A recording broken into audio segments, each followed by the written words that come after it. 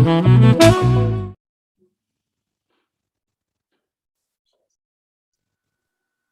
my name is Jonathan Altmans, and I'm the president and the founder of the Global Entrepreneurship Network. And on behalf of all of our global partners, especially the MISC Foundation, I want to welcome you to the Entrepreneurship World Cup. Over the course of the last 3 years since we kicked off this initiative in nations across the world, we've helped more than 300,000 startups to test their ideas. Yes, they've competed for prizes. They've competed for the opportunity to get support, but in the end, all of them have got access to training, to perks, and to the networks of their peers that we hope will help them succeed if they didn't this time around. But this time around, yes, they're competing for $1 million in prizes and many millions of dollars in perks and other kinds of benefits, not to mention the training and the mentorship and the ongoing support that comes with being a part of the EWC community.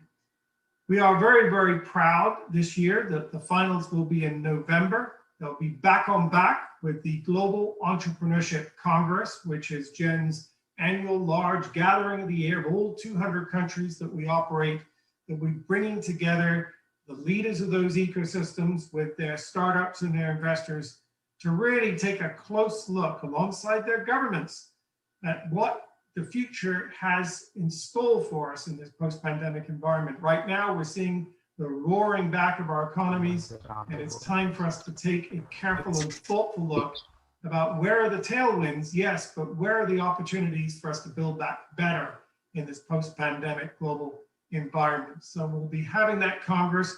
Whether you win and get into the EWC 100 and make it to the EWC final stage, it doesn't matter. You're all welcome to join the Global Entrepreneurship Congress in Riyadh in November. If indeed you're ready to get back to live face-to-face community building and relationship building, we would love to have you. More information can be made available at gec.co. But for today, we're focused on the Entrepreneurship World Cup. Welcome. We look forward to meeting all of the startups participating and look forward to seeing some of them indeed at the global gathering that takes place in November. So good luck and thank you.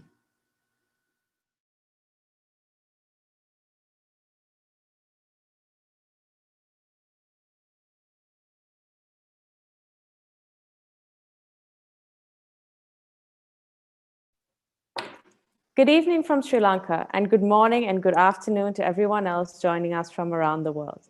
Thank you for joining us live today. On behalf of the national organizer, the Lankan Angel Network, I would like to welcome you all to the Entrepreneurship World Cup Sri Lanka National Final.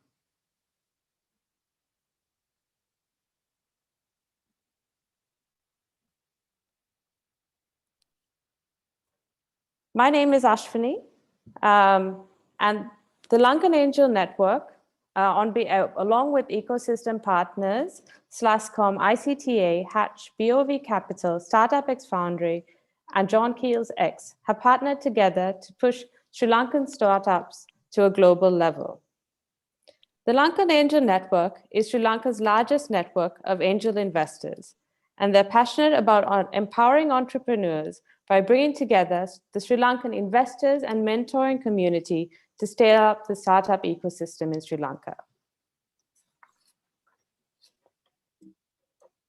To kick things off, I would like to thank our land angels, Samat Fernando, Devaka Randenia, Fariz Fawz, Mohammad Zuri, and Chathara De Silva, our first round judges, for taking the time to go through 25 plus applications in order to shortlist the top 5 startups in the early and growth stage categories.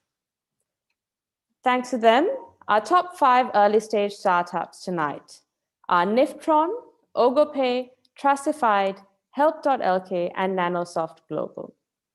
Our growth stage top 5 is MagicBit, InsureMe.lk, Sense Agro, Million Spaces, and Helios.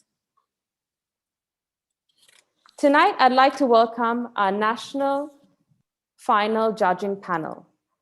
Manjeet Zoranvelya, Nilanka Pires, Shia Vikramasinghe, Kumi Tiruchelvan, and Bernard Sinnaya. To get straight into it, I would like to welcome our first early stage startup, Sharmilan Somasundaram from Niftron. Niftron is a blockchain as a service platform which allows businesses and organizations to integrate blockchain with their products or projects easily and efficiently to improve trust by providing transparency, security, and ownership. Sharmilan, I'd like you to turn on your camera.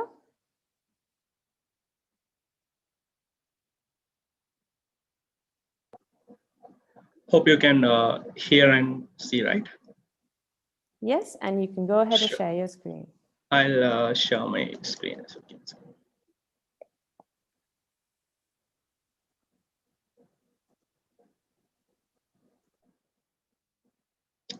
Hope you can see the screen, right? Yes, your 3 minutes starts Sure. now. Hi, everyone. I'm Sharmilan Somasundaram, co-founder and CEO of Niftron. And as you all know, blockchain is a booming market and every industry is moving towards blockchain. The aim of Niftron is to make that blockchain transformation simple for them. As you all know, when an individual or a team start a blockchain, they initially research about blockchain and find proper reasons or use cases to integrate. If they have a technical capability, they go a step ahead and do the proof of concept. But what happens is 90% of them stuck in these 3 steps and only 10% of the projects comes out as a production level blockchain applications. And I witnessed this in past as personal as well. So the problems we identified for this is high learning curve an individual or a team need to go through to build production level blockchain applications. And it's a rapid learning curve because there are multiple blockchains out there. And high cost for resources if they're hiring from outside, and long time durations for development compared to other technologies. So the solution that we are providing is blockchain as a service platform. Niftron is a BaaS solution that allows businesses and organizations to easily and efficiently integrate blockchain in affordable cost to improve their trust through transparency and ownership. How we achieve this is we develop single SDKs in different languages. So developers can use single SDK to connect with any type of a blockchain that they want to build any type of a blockchain application for any industries. And businesses no need to allocate huge money in their budget as we are going as a pay-as-you-go model. And it's a plug and play application so you can easily integrate and we have a zero visibility over the business data. The differentiator for us with our competitors is tokenization model that we are following. And we are a blockchain agnostic platform that any blockchain you can easily connect, depend on single. And we are a cross-chain feature. We have a cross-chain feature that easily you can move from one blockchain to another easily. And the business model that we are following is individuals and students freemium, and small and medium businesses, it's a pay-as-you-go model. And as you can see the financial predictions, if the number of projects increase, the financial goes up as well in a profitable manner. And if the project stays same, and if they use more services, that also make us in a more profitable manner. And the go-to-market strategy that we are following currently is targeting specific industries at start, not going wide range, and also working with service integrators so they can use Niftron to build blockchain applications for their clients without we reach them directly. And the more industries that we're focusing at the moment is banking, finance, BFSI industries, and healthcare, education for record management, and supply chain because we have more opportunities in Sri Lanka for supply chain based applications. And so far, we have attracted multiple clients from outside Sri Lanka as well as inside. So they're doing different applications from gift cards, loyalty points towards domain names, supply chain, certificates, documentations, through latest advancements as NFTs and DeFis as well. So the team behind Niftron is Imal Kalathotage is the chairman of Niftron, and I'm Sharmilan Somasundaram, co-founder and CEO, and Azim Ashraf is the CTO, and Jajidharan is the COO. So I have 5+ experience in the blockchain industry, and Azim and Jaji have 3+ years experience in the blockchain. And this is the well-capable team to achieve this vision to improve trust in every industry using blockchain. Thank you. Thank you, Sharmilan. I would like to now ask you to stop sharing. And I will bring the judges on screen. If we can have the judges with their cameras on.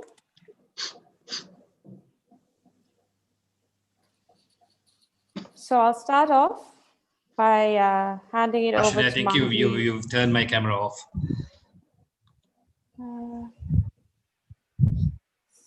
Sorry, Lanka. That's okay. We can move forward. That's fine. I'll get that sorted right now. But to start off, can we have Manjeev to go ahead asking Shamilan any questions? Sure. Shamilan, I assume you're bootstrapped at the moment. I know the LAN has also provided some funding. How much of a runway do you have with your current resources? So recently we got funding for rupees 23 million from LAN as well. So we have runway for next 18 to 24 months. Okay. What would you say is your competitive edge compared to another potential BaaS provider? Yeah, so the competitive edge is, as I mentioned, the token economic model that we are following at the moment, the tokenization model, and the blockchain agnostic. So currently there are a couple of competitors out there, but they are currently depend on a particular blockchain that they're focusing on. So that is one of the key advantages for us. And along with that, the cross-chain feature that we are providing. But overall, the main differentiator that we are seeing is all the existing BaaS applications out there. You need to have prior blockchain knowledge. So you need to understand completely about blockchain, and you need to know how to build it as well. But what we are offering it is, we are not letting the people to go through that learning curve again for each blockchain. So we are providing a single SDK that comes with the different services that they can use. But that never going to change for any blockchain that they choose. So they can choose whatever blockchain, but the way they integrate is through a single SDK. So that is one of our key differentiators as well. Thank you. Ashwini, I don't have any other questions at this stage. Thank you. Manjeev. So I will now ask Lanka to step in. Shamilan, just one couple of questions that I have. First of all, who is building your technology platform? Is it built in-house? I mean, do you have the capability, or are you relying on the third-party vendor to develop your tech platform? It's in-house built completely. And any of the founders have built it, or are you relying on employees to build your platform? No, we all three co-founders initially started to build this one up to an MVP level, and we got a couple of clients started using that as well. And after that, now we have hired developers to maintain it and build it more stable. Okay, so you have the capability amongst yourselves to really take it forward. Exactly. Yeah. All right. Okay. Thank you, Ashwini. Thank you, Nilanka. Can we go on to Shia?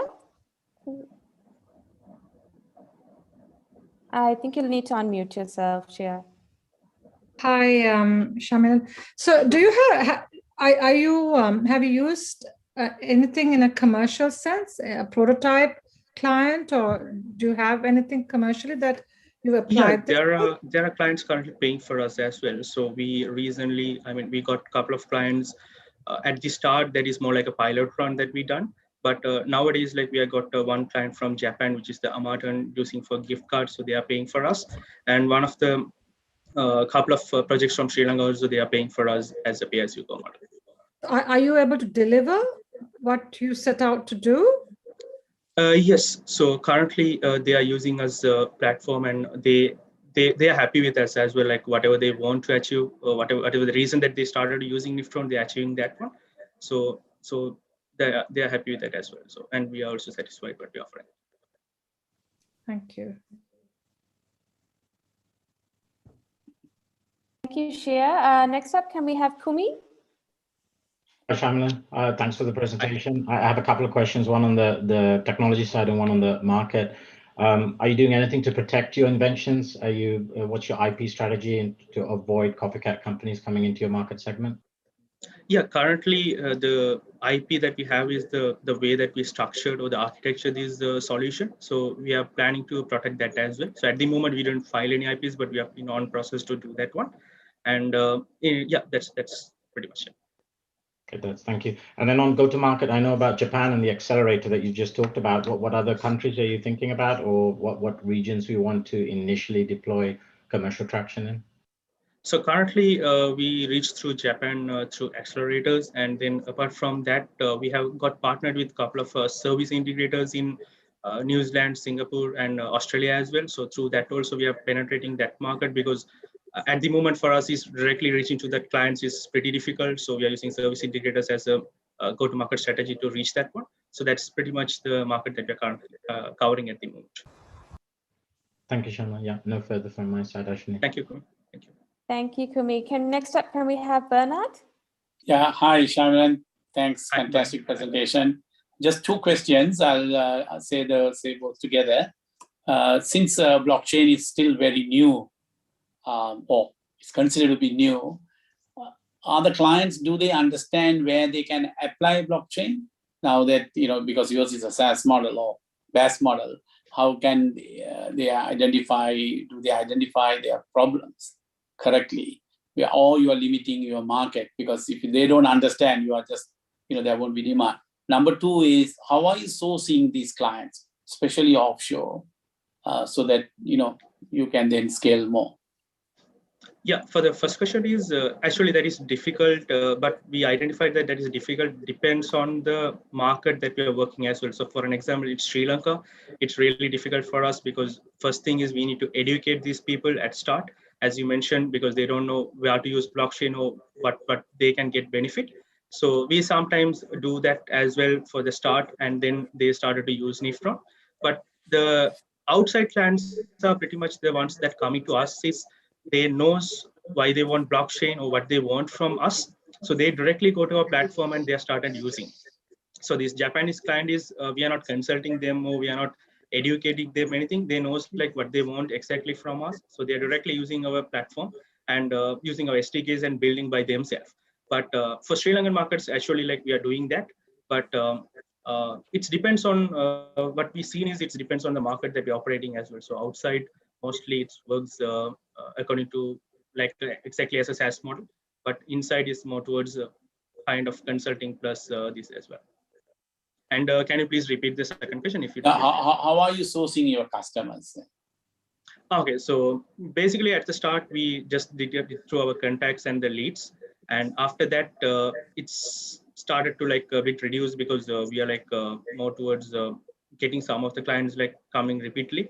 But some of the clients were like continuously using it as well for their own projects only, because as it's a new thing, so they don't build multiple blockchain projects from a particular industry or a particular company. They don't build multiple blockchain applications as well. So they usually stick with one. So after that, once we started using service integrators, through that we got multiple inquiries at the moment. Thank you. Thank you very much. Thank you, Bernard. Thank you, Shamilan. Thank you, we will everyone. now. Thank you very much.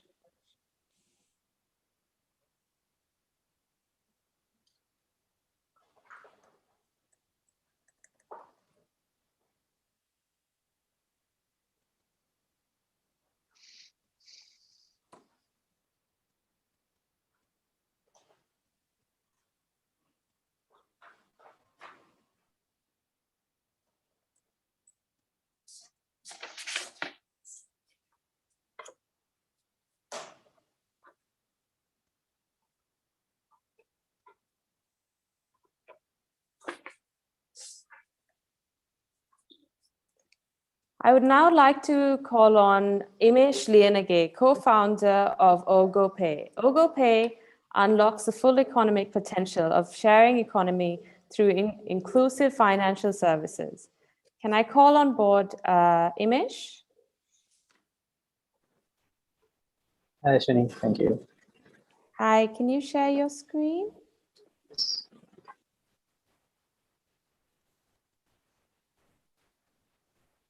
Perfect. Your 3 minutes starts now.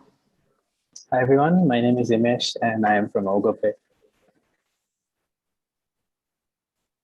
OgoPay seeks to unlock the full economic potential of the sharing economy through inclusive financial services. The gig economy, especially in the developing world, hasn't materialized all the economic potential that it could have due to a lack of financial access of the participants, which has led them to continue to stay in the low income traps that they've already stuck in. We have been working on getting them access to better investments and better credit to improve their earning potential and reduce disruptions to earning so that they can reach, so that they are economically uplifted. We do this by first working with the gig economy platforms to make their payments, their inward payment process a lot easier. Once those payments are in, we help them disperse them out to their gig workers much faster. And as gig workers receive these funds, we are empowering them to pay off loans on a daily basis rather than a monthly basis. and also to invest in higher return investment products in order to make the best of their money and to pay less in interest.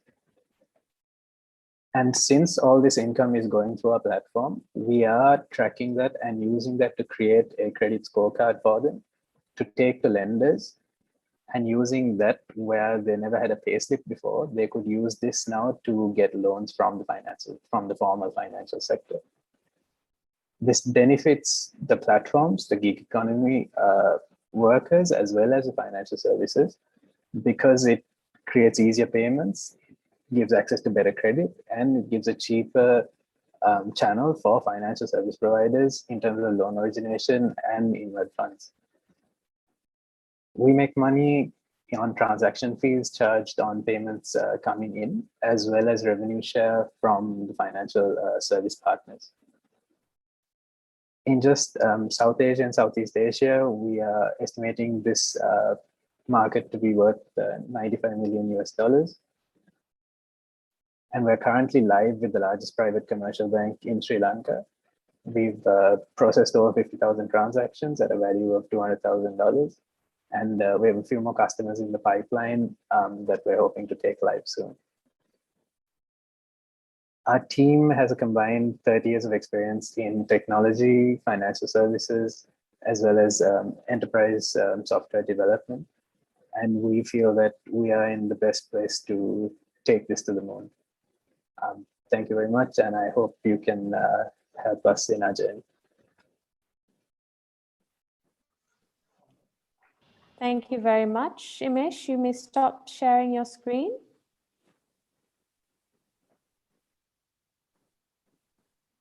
Great. I would like to start off by calling up Manji to go ahead with the first question. Sure. Imesh, thank you for that very clear and articulate presentation.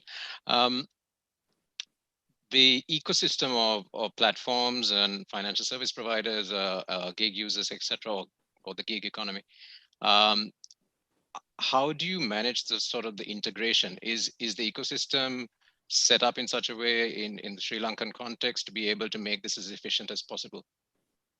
So currently, Sri Lanka actually is uniquely positioned because we don't have a big unbanked population. We have an underbanked population. So we have more bank accounts than the population. And we have a real-time payment switching service that we can work on and sort of centrally disperse all these funds. Also, in terms of all the payments coming in, because of certain restrictions put in place by regulators, we have to work through a bank for credit card payments to be processed, etc.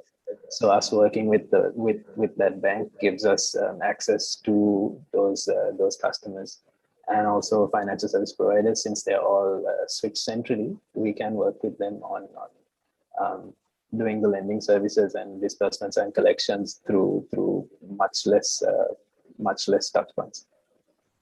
Okay, I'm not a technical expert in these areas, but do you use things like APIs to connect with these platforms? Or? Yes, so we provide APIs to the platforms so they can consume our services, as well as we create interfaces for the banks so that their loan officers, etc., can look at all the stuff going through on an interface in one place. Okay.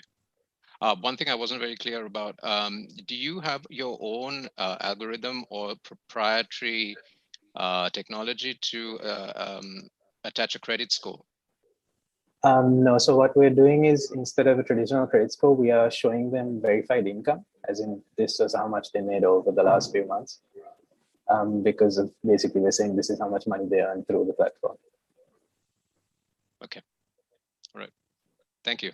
Thank you, Manjeev. So over to you, Nilanka, for the next question. Okay, great. So a couple of questions from my end. First of all, can you tell me why gig workers would want to use your platform? Yeah. So what we've seen is that because they're earning money on a daily basis, and it hits their account on a daily basis, it is very easy to spend that money and not have any savings at the end of the month. So what we're allowing them is for them to very simply save money towards financial products that cater to each different segment that we're working on. So we are working on certain segment that likes to invest in gold, and we're working on fractionalizing them in a way that they can invest in gold even 100 rupees a day. Whereas you could never do that traditionally by going to a bank. You have to buy a whole coin. You could never fractionalize it. So we're working on service providers who are doing that and giving them access to a channel of workers who want to save, and we can divert those funds depending on what investment they want to make.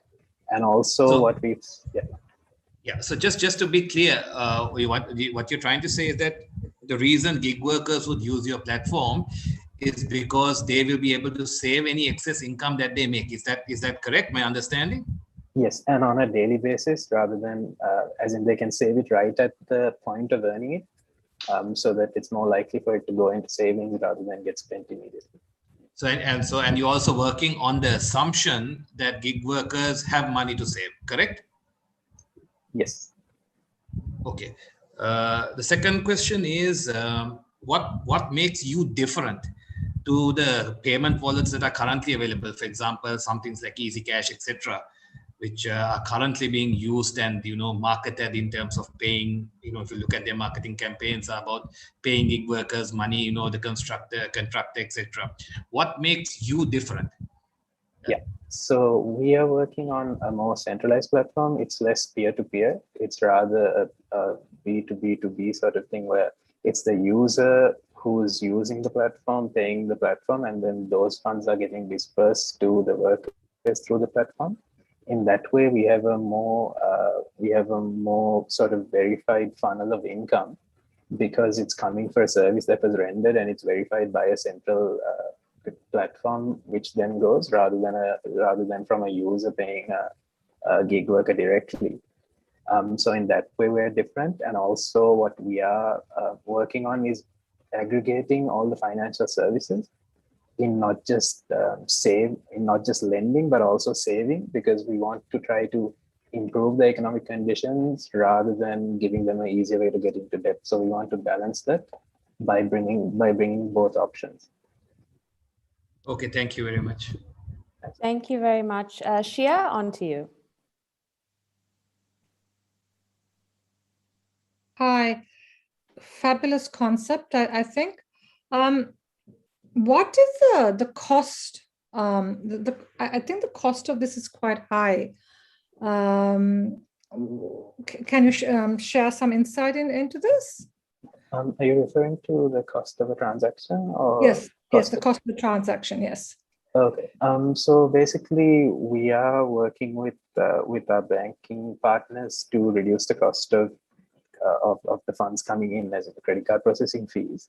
But also on the other side, what we've noticed is that the reason why a bank or an investment bank or a unit trust isn't giving a low-income earner access to a high-yield account is because they have to pay their relationship managers, and there are sort of commissions involved on getting that account and a lot of costs involved. So what we are working with them is to automate that entire process so that they can create accounts and have very little customer service overheads in maintaining and creating and supporting those customers, so that they have so they can provide these services with lower minimums, and they can get onto the platforms. And if you're referring into sort of development of it, the majority of the cost actually comes from security certifications and things like that we need to put into place, and that's what we are fundraising for. So right now, what is the cost percentage wise on average? Yeah. So if we're doing a microtransaction, the processing fee is about 3% of the payment coming in. The payments going out to a gig worker, we're not charging anything for at the moment. If we're looking at a larger value transaction, we're looking at the 2 to 2.5% range. This is on the credit card payments, not on the payments out. And one more question is, this kind of person is not used to saving. How are you converting that thinking? What is your marketing pitch, and how are you reaching out? Yeah. So we're actually working on that part in multiple ways. One is that we've noticed we have different types of gig workers depending on the platform we're working for. So depending on their income level, they have different appetites of risk and different saving needs. At the very sort of lowest income level, we're making it very easily understandable by bringing in products like gold, by saying things like you can put away 100 or 1,000 or 500 rupees, whatever excess amount that you have that day. And maybe at the end of X period of time, we can show you that this is how much you need to sort of get a physical gold coin, which is a lot easier to understand, like a very abstract, unlike a abstracted unit trust. But we're looking at some freelancers, technical freelancers, and those platforms, and they want access to more sophisticated products, and they understand the sort of abstraction that a unit trust brings in. So it's not just for a low-income earner; it's basically anyone who's getting paid through a platform. So one more. Right. What is the communication platform you're using to do this? Yeah, so it'll be through the platforms that we work with. So we're working with the partners that use us for payment acceptance and for payment disbursement. They would be providing additional education to their workers because it helps them keep their gig workers on the platform. Because that's a big pain point for them, where people switch between platforms whenever there's even a slight change in transaction fees or commissions. With this, we're creating more lock-in, because once they start working with us, they're not just giving them an income, but also this is their savings mechanism, and also their sort of their credit was certified by this platform, basically. Thank you.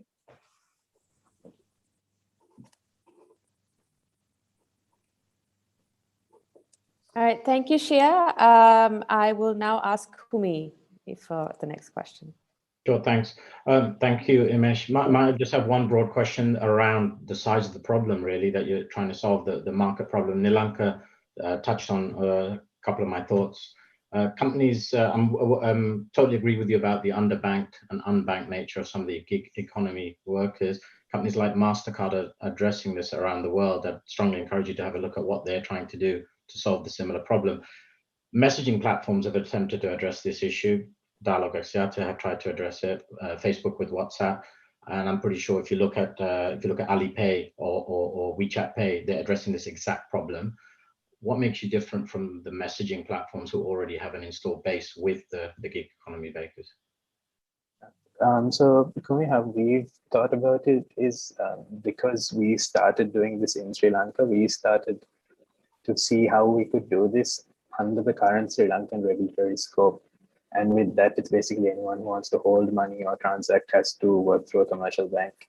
And we've structured it in a way where we can come in as a layer of a bank, where a bank doesn't have to invest in sort of getting a payment gateway and doing multiple sort of disbursement mechanism, things like that. We can basically come, add a layer onto the bank side and connect to their existing APIs to send the money out.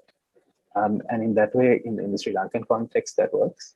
And also what we built the tech in a way that is payment network agnostic. We've actually been talking to the guys at MasterCard quite a bit, as well as through our banking partner, we have been talking to the Chinese mobile wallets as well.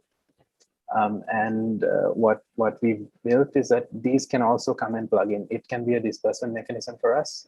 So basically, we give you a unified platform to bring in all your payment in methods, payment out methods, and that can be in Sri Lanka or outside. Wherever we go, we can go in and sort of plug into the regulatory framework of that country. Okay, thanks. I'll let you catch up some time, Ashwini. Nothing more from me. All right.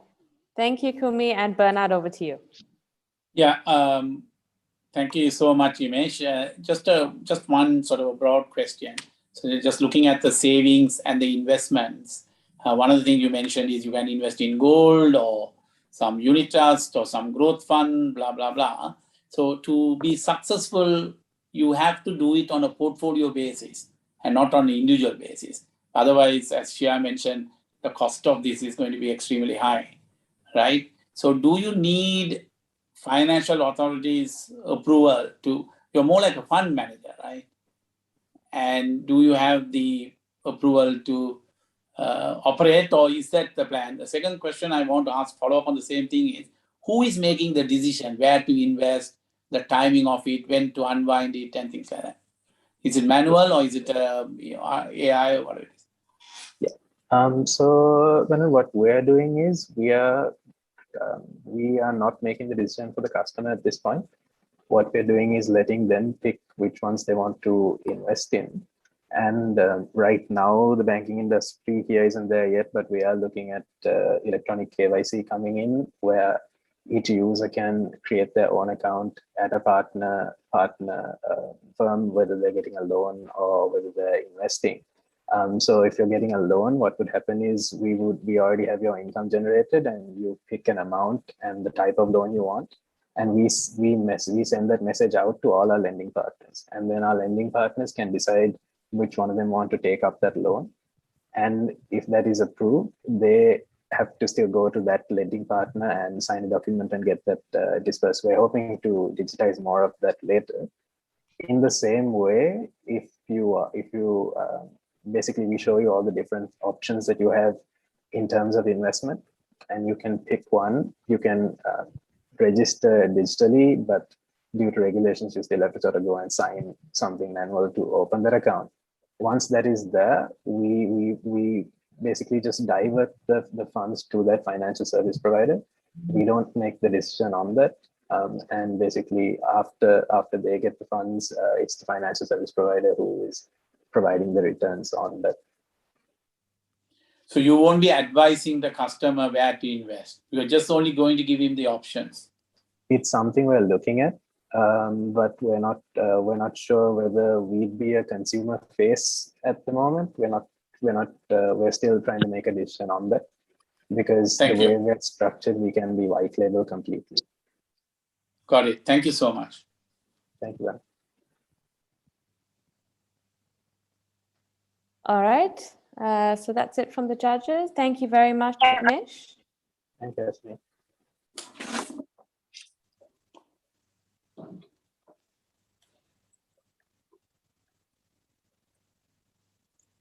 Great. So now I would like to call on Utpali Tilakaratne. Utpali is, sorry, 1 second.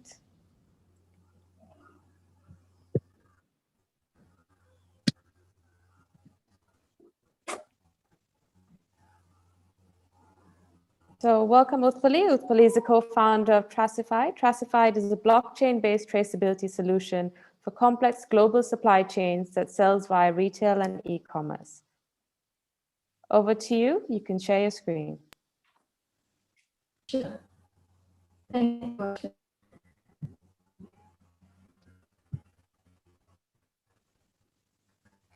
Hello, everyone. 1 second, your screen is still loading.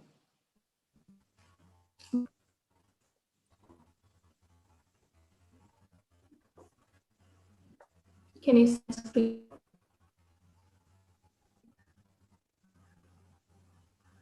No, Utpali, it's, yes, it's just loading up. Great, your 3 minutes starts now. Tracify, as mentioned, is a blockchain-based traceability platform for global supply chains, applicable for both retail and e-commerce. Global supply chains are complex, and with perfect traceability, brand reports scams, scan calls. So how businesses as well as the end consumers that supply chain? With Tracify, we found the answer. Traceability creates a web of trust. And by using blockchain technology, Ashwini, I think there's some problem. Yes, I think, Utpali, we can't hear you very well. Your line's not clear. You can't hear me. Yeah, what I might do is... It's very muffled.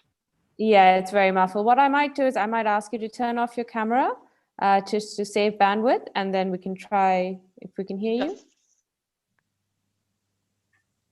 Okay.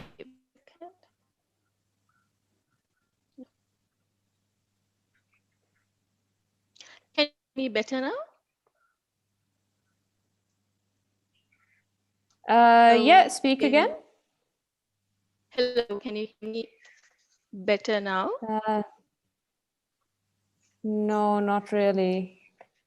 Can you try again once more? Yeah, I mean, I've just put a headset on, so you must be able to hear Yeah, less if you can noise. stop, if you can stop your camera, your bandwidth might be better. Go ahead. Stop. Is that better now? No, it's still breaking up. What we'll do with police, we'll stop your screen sharing and we'll take you up just after the next one. If you can maybe hotspot your phone in the meantime. Sure.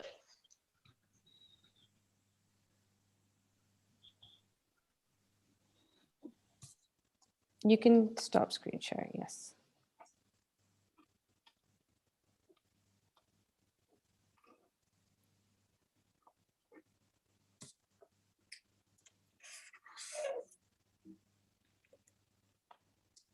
So I'd like to now call up help.lk. Help.lk allows students to connect with a subject expert under 30 seconds to clarify their doubts while studying. I'd like to call up co-founder Harsha Abegunasekara.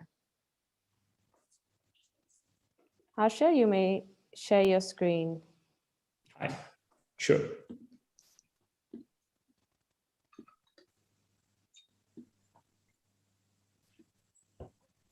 Hi, can you see my screen? Yes, we can. Yes. You have 3 minutes. Your 3 minutes starts now. Awesome. Hi, I'm Harsha. I'm the CEO and the co-founder of Help.lk.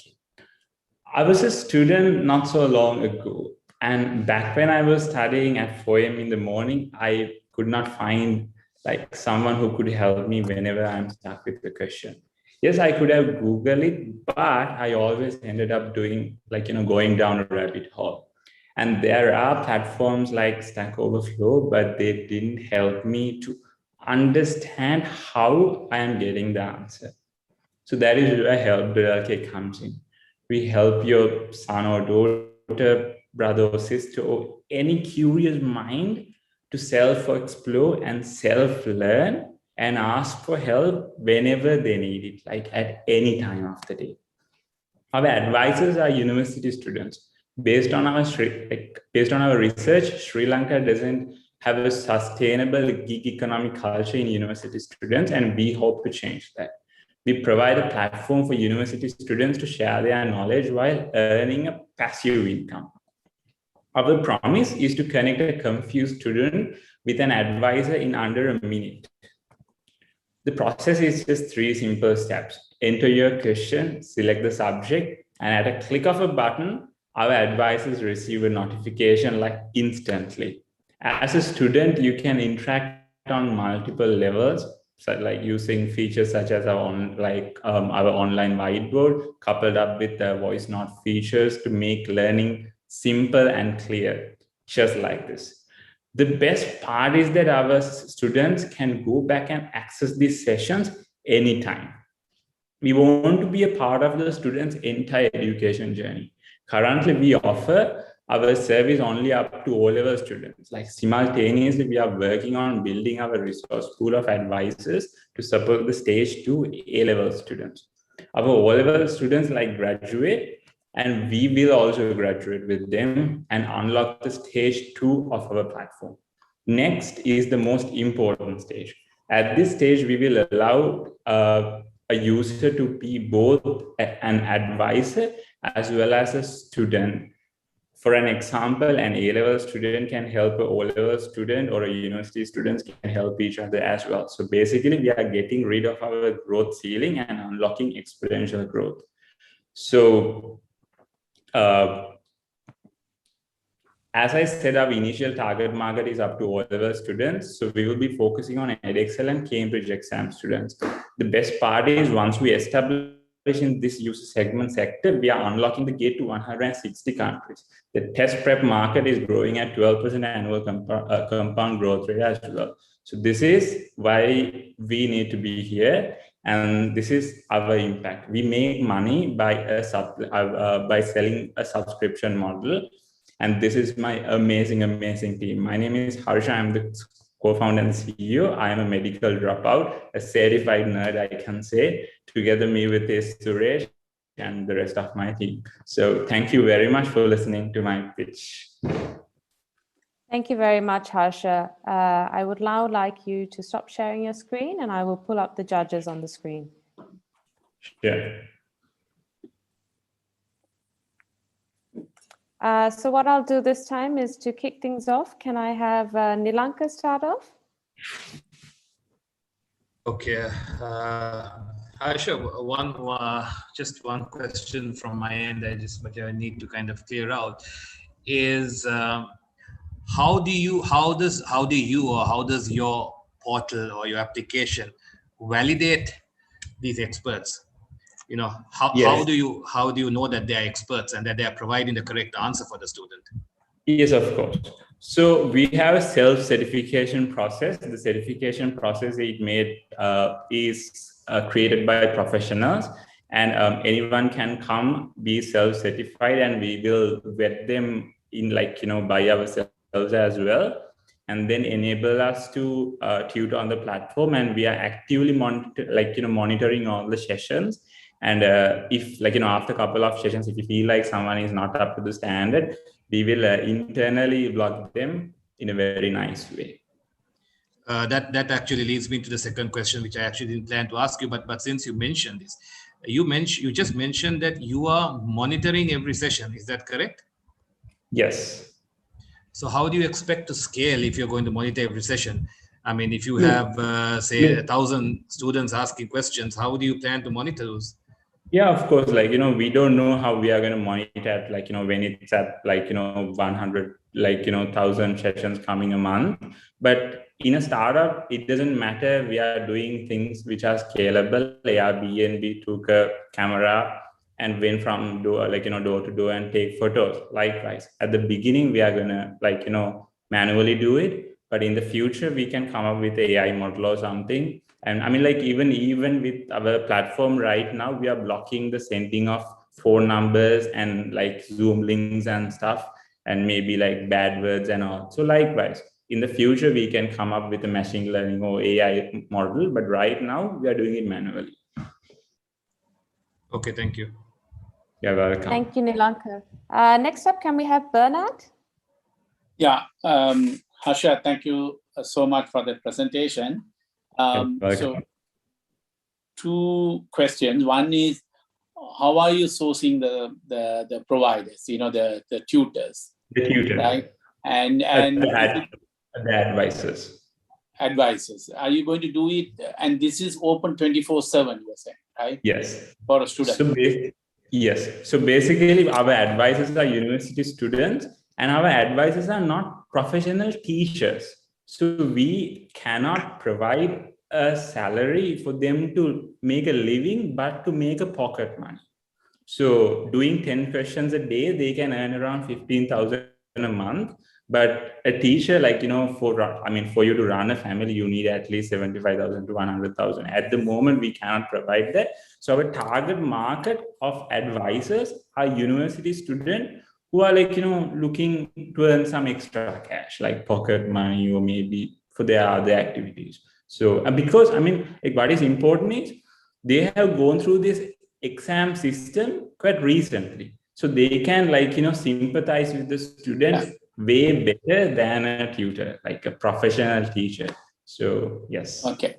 So the people who are going to consume your service are students, right? But yes. Are you going to limit this service only to academic side of it, or would you be expanding into, say, something like a mentorship, or someone is stressed? In the future, yes, of course, in the future. So my plan is to right now, we have identified the best first of all, we offered this to every student possible, A-level, O-level, university students and all. But after trial and error, we identified the most satisfied set of users right now with our limited resources are students up to O-levels. Any and every person, O-level student, I take the phone and call, they are so happy about the product. So in the next month, a year or two, we are going to totally laser focus on O-level students, and make them lock in the system. Just like those Uber Eats guys came down to Sri Lanka and lock us. Now we are not going to the, like, the bakery two blocks away. We are ordering through Uber Eats. So likewise, lock these users in the system, and when they move to the A-level level, we are going to unlock it. When they move to the university level, unlock it. Maybe in the future, after they even graduate from the university, we can expand the platform to a level like they are stuck with the Excel question, like an Excel formula, and they can come and ask help from Excel expert, or maybe some, the possibilities are endless. Right now, my objective is locked. Thank you so much. All right, thank you, Harsha. Next up, can we have Kumi? Thanks, Ashwini. Yeah, thanks, Harsha. I think EdTech is a tremendously exciting sector. So thanks for being in this sector, first of all. Content is king, right? Content is king. You've talked about some advisors who are part of it. Have you thought about augmenting advisors with curated content that's available online? So you're adding further compelling content for the customers? Yes, so look, so in Sri Lanka, a week, there are around 30 EdTech companies being registered. So if I want to focus on like being another Netflix for education, I am losing my focus. So like what the value I'm providing is, students need to self-explore, self-learn, push their boundaries. Like, I am a medical dropout. I had the guts to like change my things and be my, make myself happy. But people need to self-learn, and that opportunity must there. You need to go to tutors, you need to do that, you need to use Byju's, or you need to use Topper and all.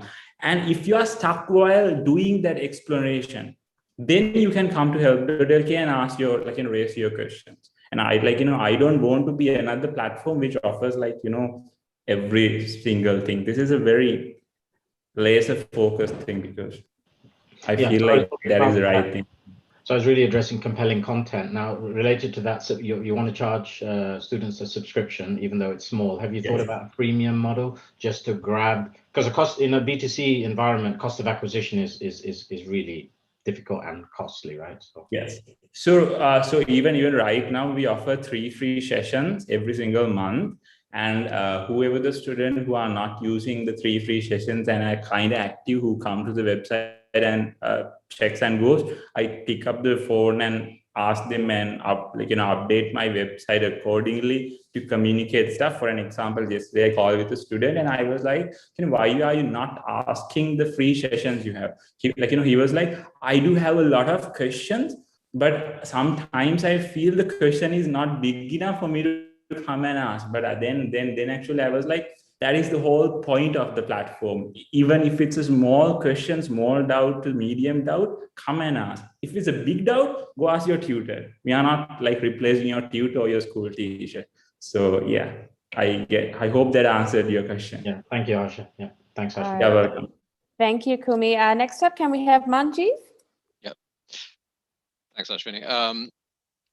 Harsha, can I just ask you, you said that this is resonated mostly with the O-level students, but forgive my ignorance, but if you how do they exactly pay for this? Because this is online or through a mobile application, right?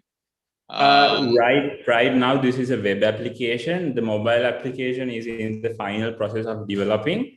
And with that, we are also going through rebranding, because help.lk, we are limiting ourselves to Sri Lanka, but the new branding will be Arslet.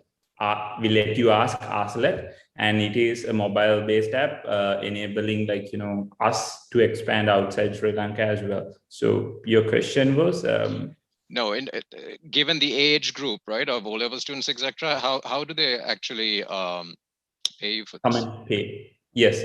So it will be more of a Uber-like model. They can add the credit card. So I am also in the process of thinking more for it's like online payments, credit cards and all. So think how all of that. And then have you thought of potentially, if once you get a mobile application going, potentially looking at collaborations and partnerships with education institutions to white label using their content?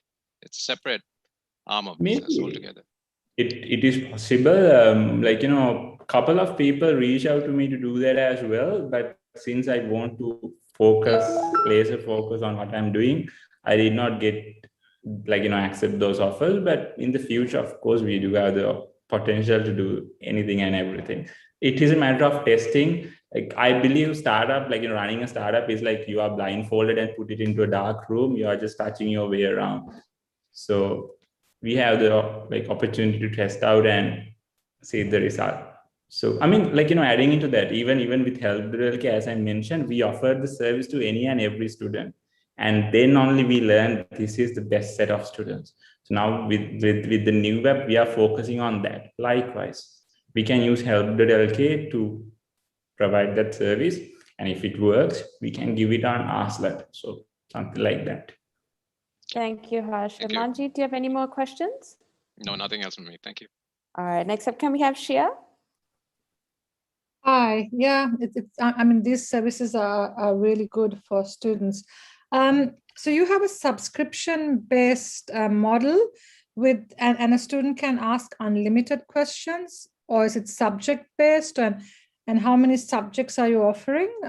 Yes, right. I mean, right now we are offering O-level math, science, English, ICT, and for A-levels, right now we are offering biology, maths, physics, and science, because those are what I am good at as well. So I can resonate with students. But in the future, we will only offer O-level subjects. So the subscription model, I mean, with Help.lk, our objective was to get the feedback from users and all. So we offered unlimited sessions, but we know for a fact now, in average, a student asks this many questions a month, and these are the subjects they want. In Arslet, we are going to limit the number of questions because we don't want to go bankrupt, and give them X amount of question credits for X amount of subscription, and they can top up as well. So something like that. So I'm just sharing a little bit of personal insight. My son actually engaged on some online tutoring. He had a tutor from, I think, in the UK when he was not virtually on one of these sites. So, if you really want to offer the service to a student, it's not only question-based. Sometimes it's comprehension-based. So Yes. how do you bridge that gap? Yes. So basically, it's like, we not only provide questions and answers, we provide explanations and step-by-step things. But as I mentioned, we do not replace the tutor. We do not replace the school student. We do not replace the tuition master or a tuition class. So if it's a very big, complex thing, for an example, can you teach me organic chemistry? Is a question which needs to be done by the tuition master professional teachers. If this, once the student learn that particular subject matter and self-engaging in questions and past papers and all, and then when the student gets a problem in that situation, they can come to us. So in the future, we can offer all this, but not now.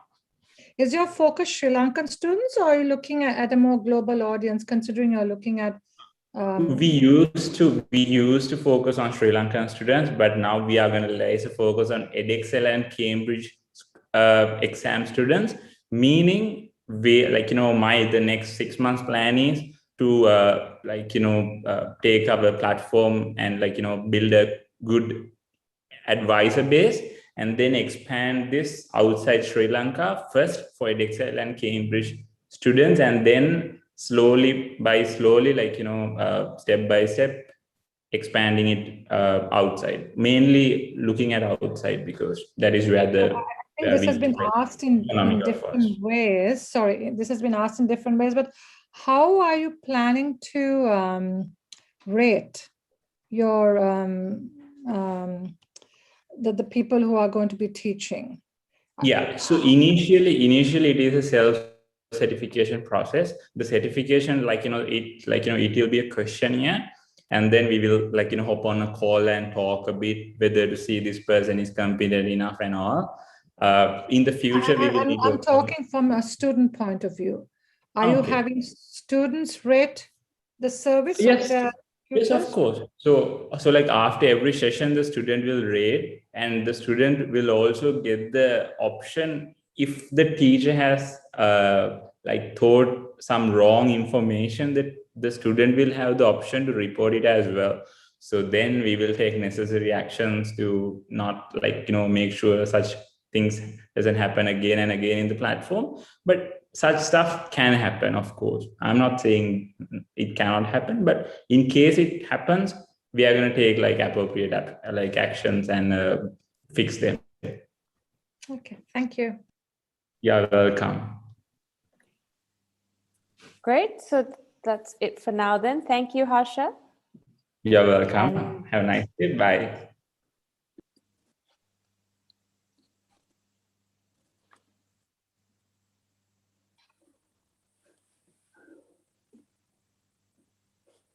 So just so the judges know as well, help.lk is known as Edmore on the system.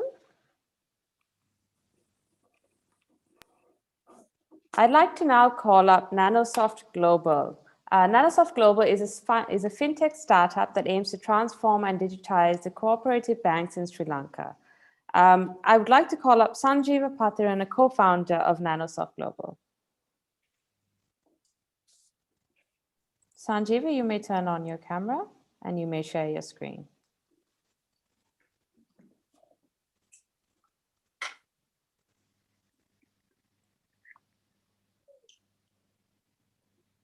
We can now see your screen. Your time starts now. Go ahead.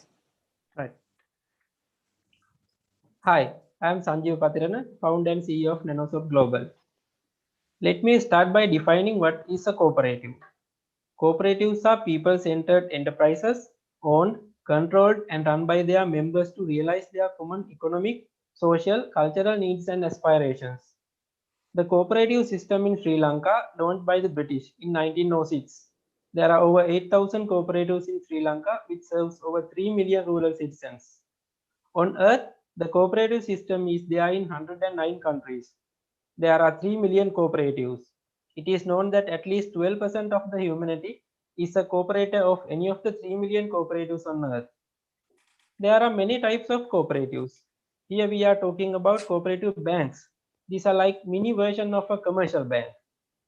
This is how typical pile of ledgers look like in a cooperative bank.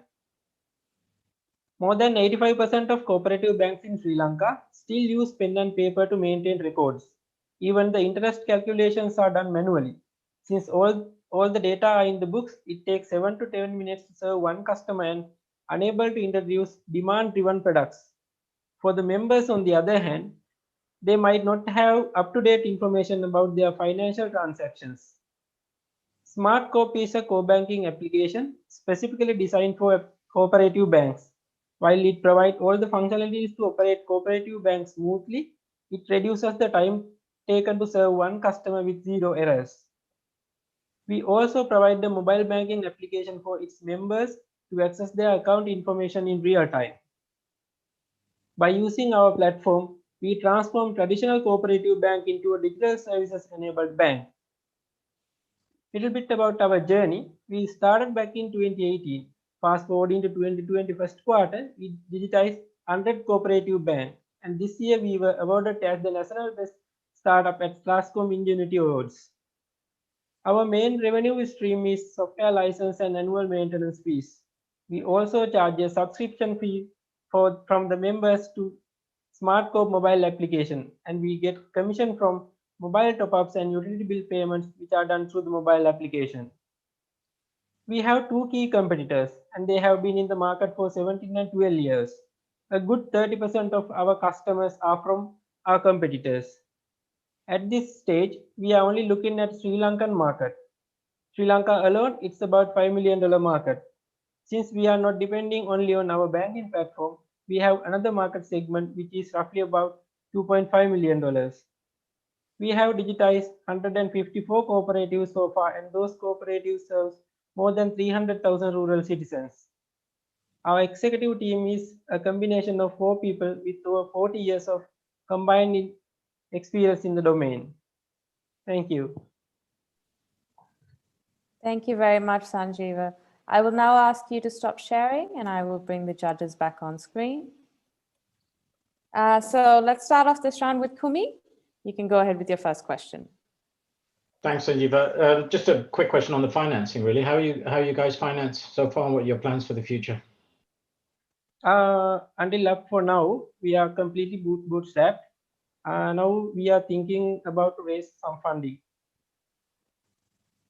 What kind of size are you? I'm just trying to get an idea of how big your ambition is, really. What size of financing are you raising? How are you planning to raise it?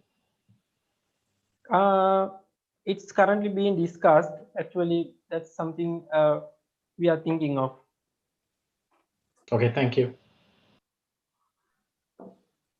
Okay, I will leave the next question to Shia. So, hi, you said you had 2 other competitors in the market who've been there before you. Yes.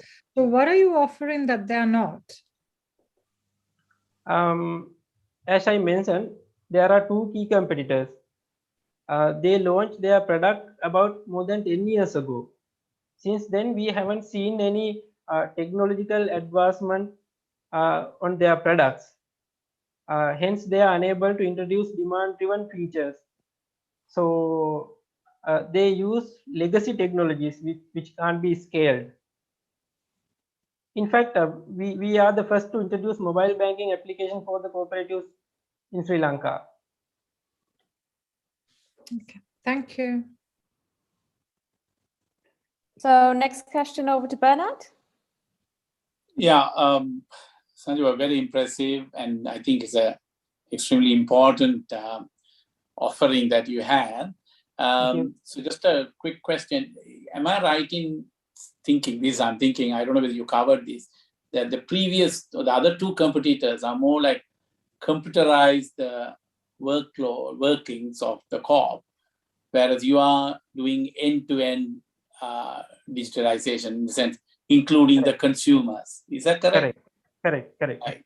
And on the consumer side or on the client side, are there SMEs as well, or only individuals? Both individuals and SMEs. Most of these people are farmers, carpenters, fisheries, like that. Right. So are you offering anything other than a banking kind of app to the sort of the small businesses that are members of this? Yes, our banking application provides additional value-added services such as mobile top-ups, utility bill payments, and fund transfer. Currently, it's within the bank. So anything about like an ERP, small ERP or anything you're offering that? Not really. No. Not, but more transactional based. Transactional based, yes. Thank you. Thank you, Bernard. Over to you, Nilanka.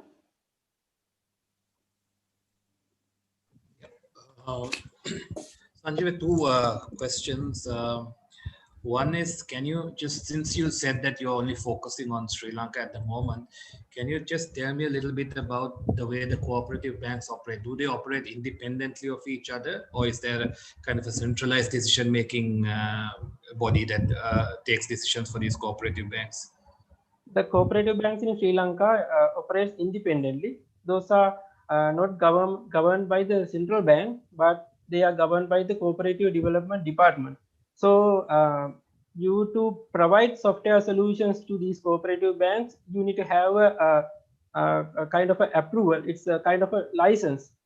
So this approval process is taken place once in 2 years. So if a new competitor comes into the play, they have to wait at least 2 years to get the approval, which we have. So what you're trying to say is that you see that the approval process is a bottleneck to prevent any other competitor from coming in. Correct. Okay. And also, can you just slightly touch on your revenue model? How do you plan to derive revenue, and from which party do you plan to derive the revenue? Currently, it's a one-time license fee, but we charge annual maintenance fee.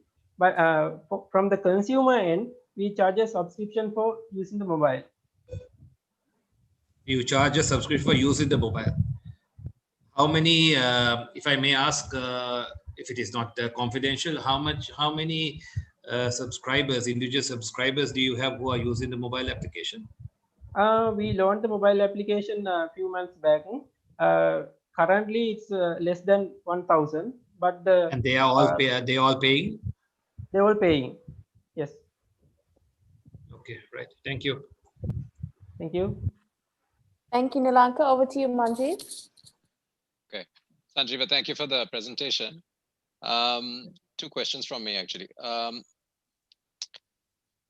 Is there, to digitize the whole process and work with these different banks, is there a CapEx outlay or a certain amount of money that those cooperatives also have to spend? And if that's the case, is that quite a tedious process? Do you also have to go through some kind of a tender as well?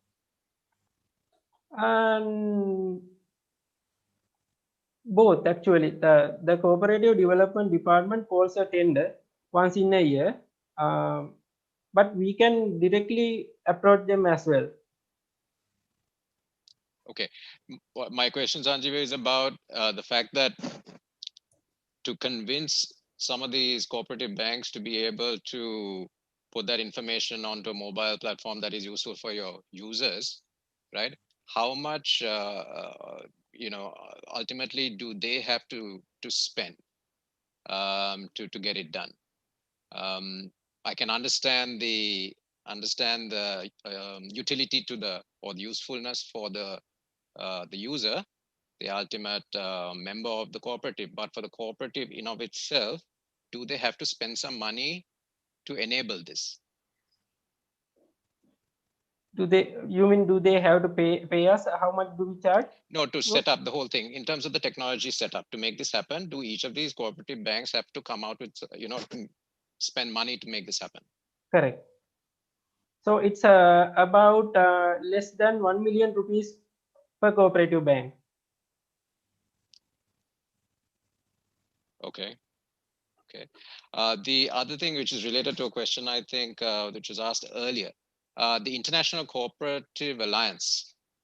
Yes. That has all these other banks. And if you take a region like, say, South Asia, is there an opportunity to use what you've done with some of the cooperative banks to replicate the solution in other countries more easily?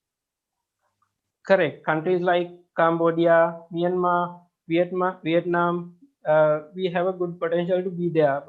But as of now, we want to focus on Sri Lanka and learn, so we can expand rapidly. But there is a potential. Okay. Okay. Thank you. Thank you. All right. Thank you very much, Sanjeeva. We'll now let you go and we'll call on the next startup.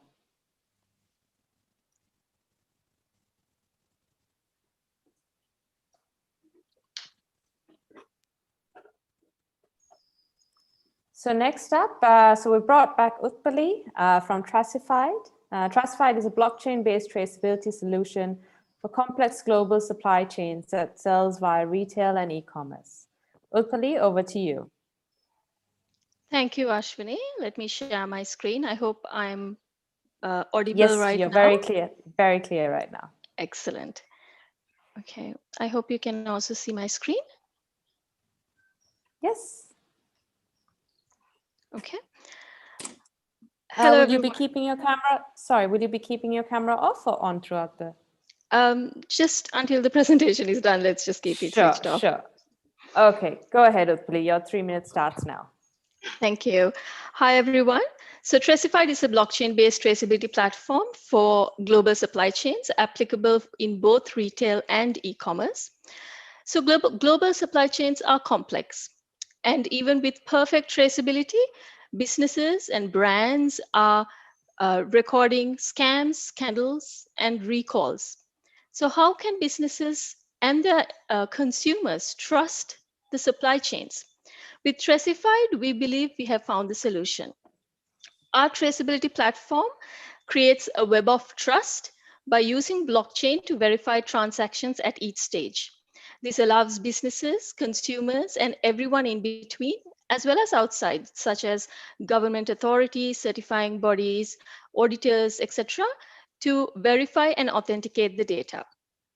We do this by integrating with the supply chain's existing data sources and converting this data into traceability information displayed in 4 quadrants: origin, safety, sustainability, and community, as well as showing the journey of the product and the story of the product, including geocoded image journey. We are also one of the world's first traceability solutions that display in the front end public blockchain proofs. Our commercial model is in 3 tiers. For individual businesses, we have a one-time implementation fee with a monthly licensing.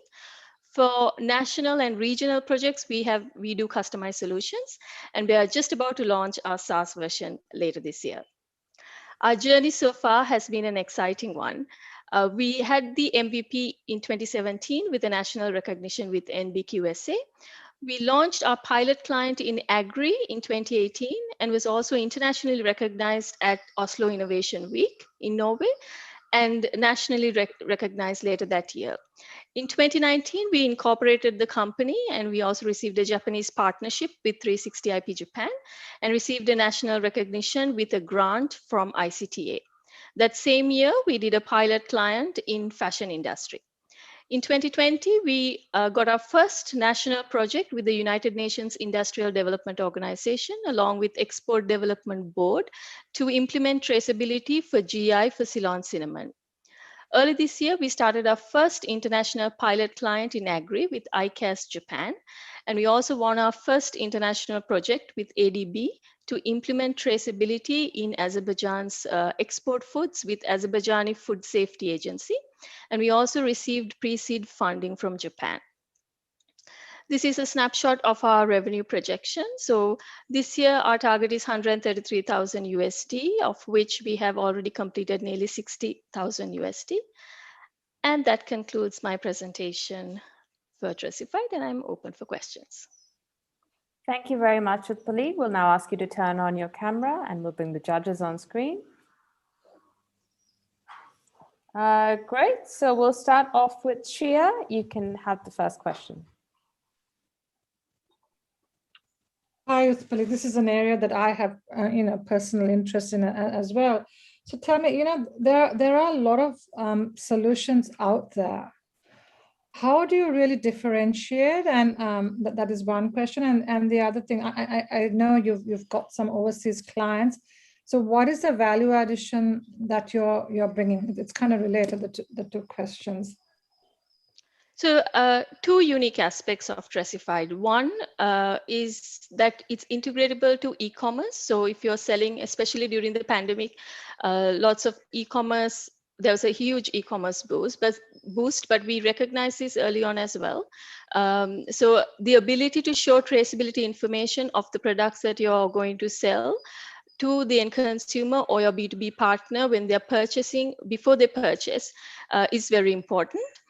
The second aspect is that it's the blockchain proofs can be viewed by the consumer or the B2B partner and verified as well from the front end. The third aspect is that it's a very easy solution to implement.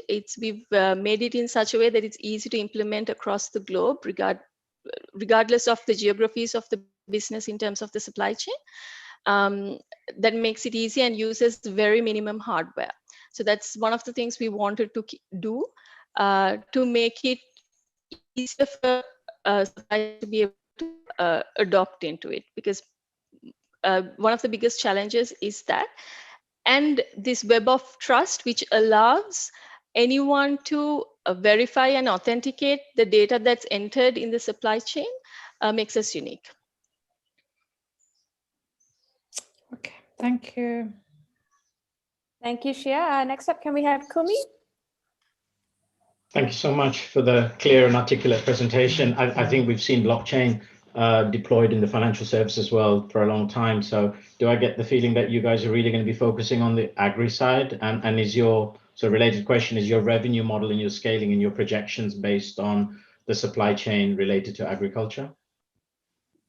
No. So we started with agriculture, but we are currently moving to apparel, gems, and we're looking at different aspects. So our solution is for any supply chain. Although we started with food industry, with agriculture. Our SaaS model is going to start with agriculture because that's where we know very well. And then we are going to increase it to apparel and other industries that we have been doing pilots in. So the projection is with other industries in it in the next couple of years also. Okay, thanks. And related to that, do you feel moving forward the scaling opportunity for the company lies in dominating a sector like agriculture or spreading your bets widely to many sectors in supply chain? Yes, we are hoping to spread into many sectors of supply chain.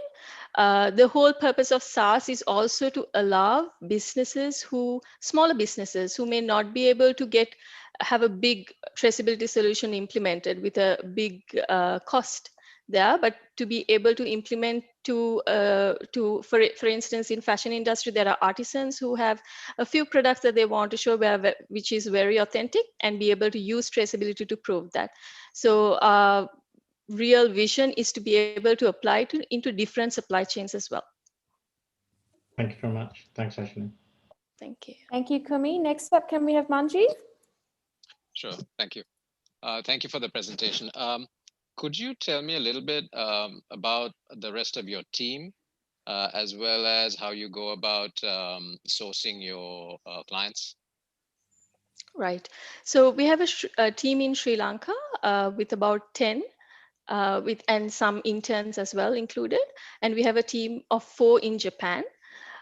In terms of sourcing, so we were initially doing more networking and sourcing through networks.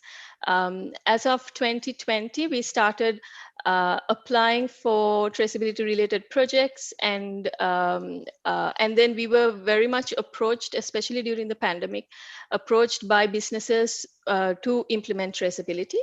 With SaaS, we are going to do, for the first time, do a proper digital marketing campaign, actively promoting it. Okay. All right. No other questions from me. Thank you. Thank you. Thank you, Manjeet. Bernard, over to you.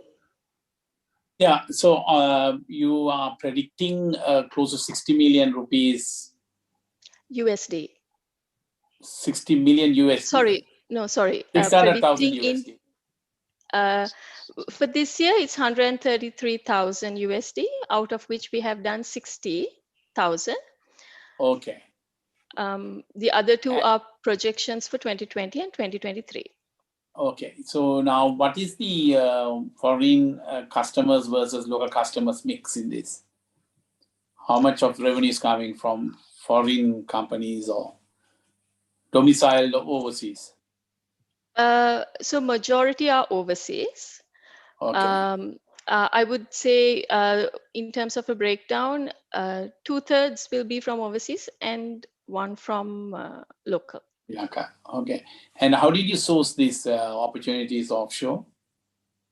How did you get this? By basically applying for tenders, and that's how we did it. We just we do a lot of applying for tenders and looking out for traceability projects. Because it's a very niche area. That's why I said for SaaS, when we have SaaS launched by the end of this year, this is when we are going to do a proper digital marketing campaign to acquire businesses. Okay, thank you. That's all. And Nilanka, over to you. Thank you, Utpali, for the presentation. Very interesting space. I just want to ask the question. I think she asked you this before, but I wasn't very clear with your answer. If you can very briefly, I mean, maybe even in point form, can you tell me how do you differentiate yourselves from the competitors? Because there are a lot of traceability companies out there. Can you tell me very briefly, how do you differentiate your company from the rest? So I'll try to put the 3 points. So there's 3 points. One is e-commerce, the fact that we can apply traceability on your e-commerce site. So you can, with our e-commerce plugin, a business is able to showcase the traceability of the products and prove it through blockchain prior to someone buying it. So if it's a POS, in the POS you have the about the product, and then at the bottom you get the traceability information with the ability to check the proofs as well. So that's one. Second one is our web of trust model, where in the supply chain, so a business will generally get certifications once a year, or they may comply with fair trade and so on. So we can allow that business, since they want to showcase the authenticity of their product, we allow other parties, external parties, to also validate those data. So if it's a certifying body that's just doing one-time certification, they can really see the data of that criteria that the business need to follow as an ongoing basis, because they can get access to their specific data through blockchain. So it's to verify that this business is complying to it. So this web of trust component, and also the fact that it requires very minimum hardware. It's very simple. For instance, for a farm, for a processing center, and so on. If they don't have, we integrate with existing IoT devices or systems that's already there that captures data throughout the supply chain. But if it's manual, it could be like, let's say, for instance, if it's a farmer, if the data is captured manually, we have a very basic mobile app that uses on a very basic smartphone that can be used where there is no internet as well, to capture data. So we use minimum hardware to ensure that we do not disrupt the existing business supply chain. Just interesting, but how are you capturing the traceability without the internet? Are you sending it through a short messaging service, or how do you do that? So the app, the farmer can, because the farmer captures data at one particular stage, one or two particular stages, they can enter the data to the app when they're at the farm where they don't have internet, and once they come to a place where they do have internet, they can sync up. Okay, understood. You try and sync it. Okay, right. Thank you very much. Thank you. All right, that's it from our judges for Utpali. Thank you very much, Utpali. So just so everyone knows as well, everyone watching this live event on the EWC platform, you can rate your favorite startups. So on the platform itself, you can click which startup pitch was your favorite, and we will be announcing that at the end. So what we'll do now is we've had the top 5 early stage startups presenting. We will now let the judges go into a breakout room, and we will take a 5-minute break.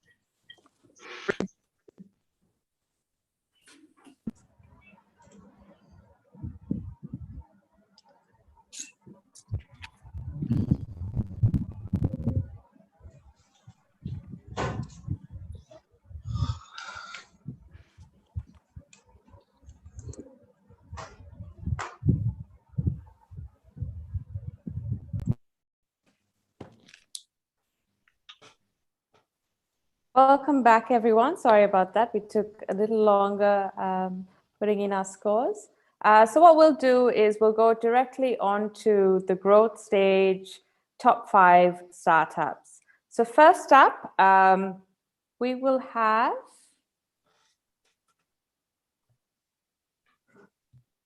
MagicBit. MagicBit is an edtech service provider which promotes innovation and creativity with technology. I'd now like to call upon Migara Amitodana, co-founder of MagicBit. Migara, you can now share your screen. And the floor is yours. You have 3 minutes to start.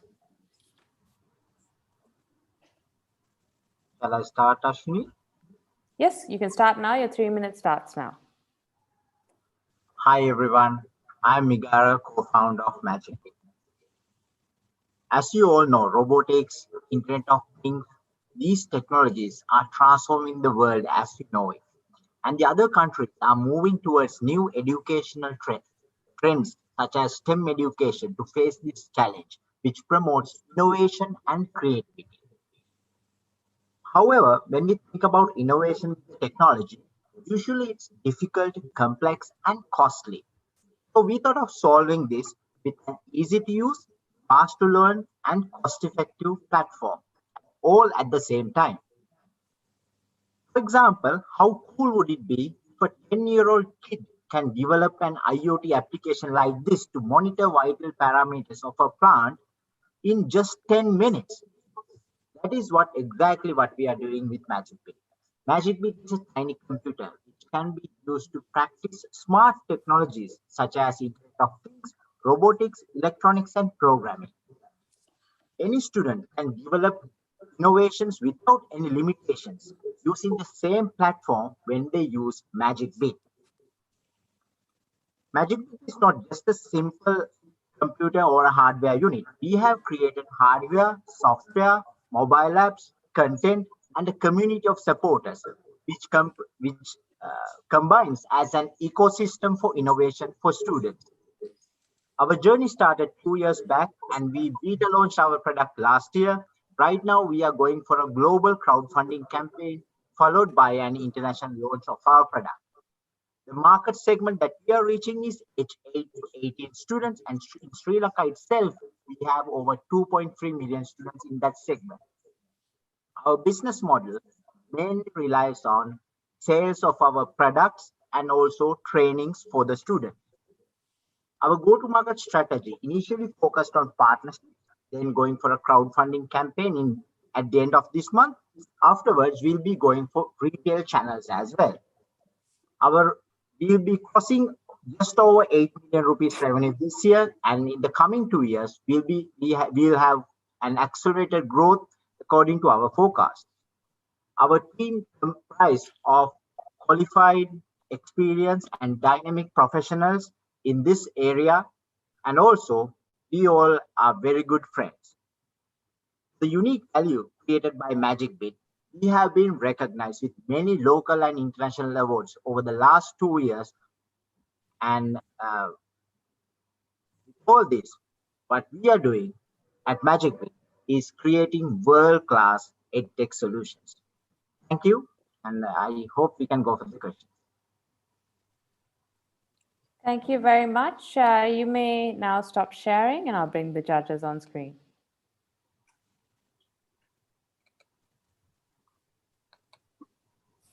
So what we'll do is, Manji, we'll let you start.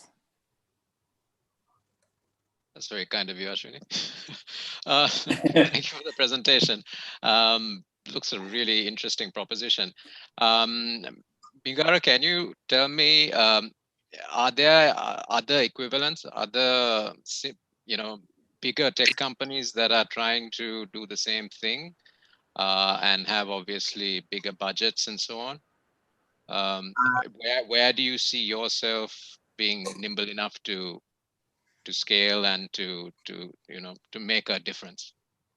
So, of course, there are competitions mainly in the international level, and these kind of devices comes to the category of single board computers and development boards, STEM tools, that category. So there are international players in this sector, but we stand out from the competition mainly with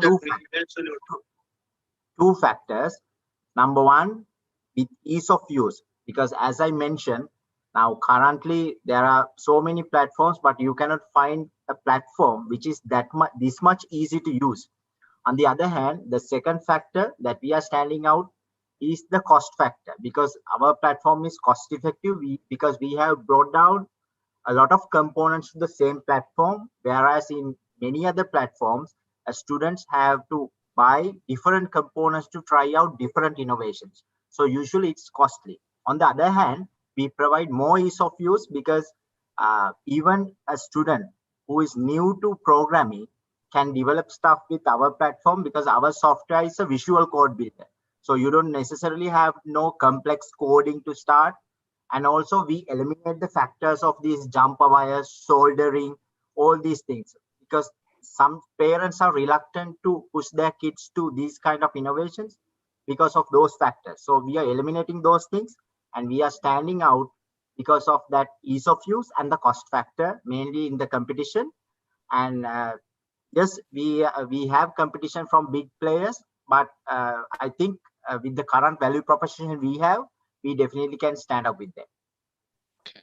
Just one other quick question, Megara. What is your sort of real revenue model like?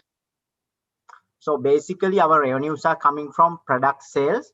Apart from that, we have content software. So we are providing to the partner organizations as a complete solution to conduct their programs.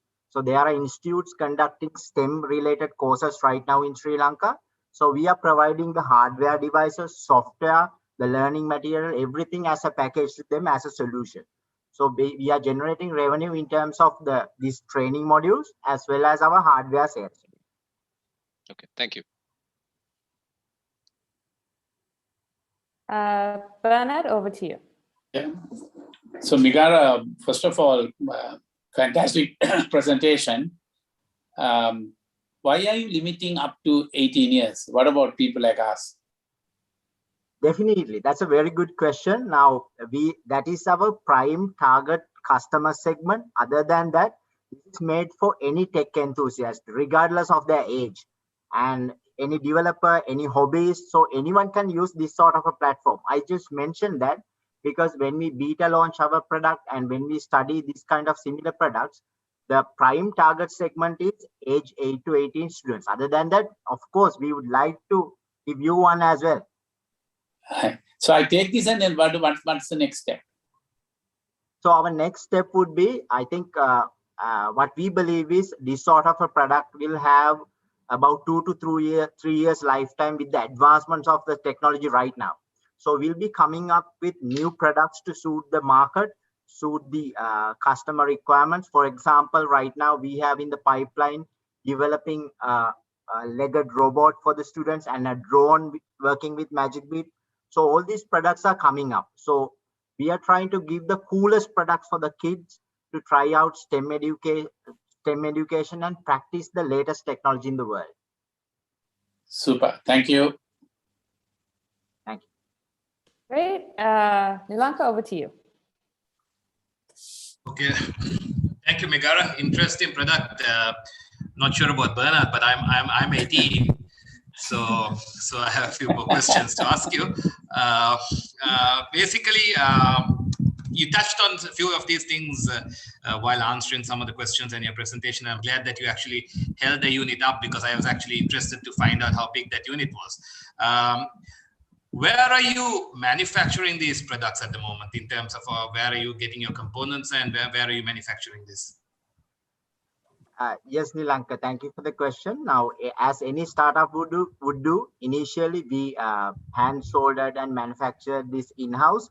Then soon we realized we cannot scale it up. So what we did, we partnered with organizations in other countries as well as in Sri Lanka. So right now our supply chain operates like this, where we source the components from other countries with the agreed partners, and we assemble the final product in an export in a company in the Biagam export processing zone, which has all these compliances with international standards.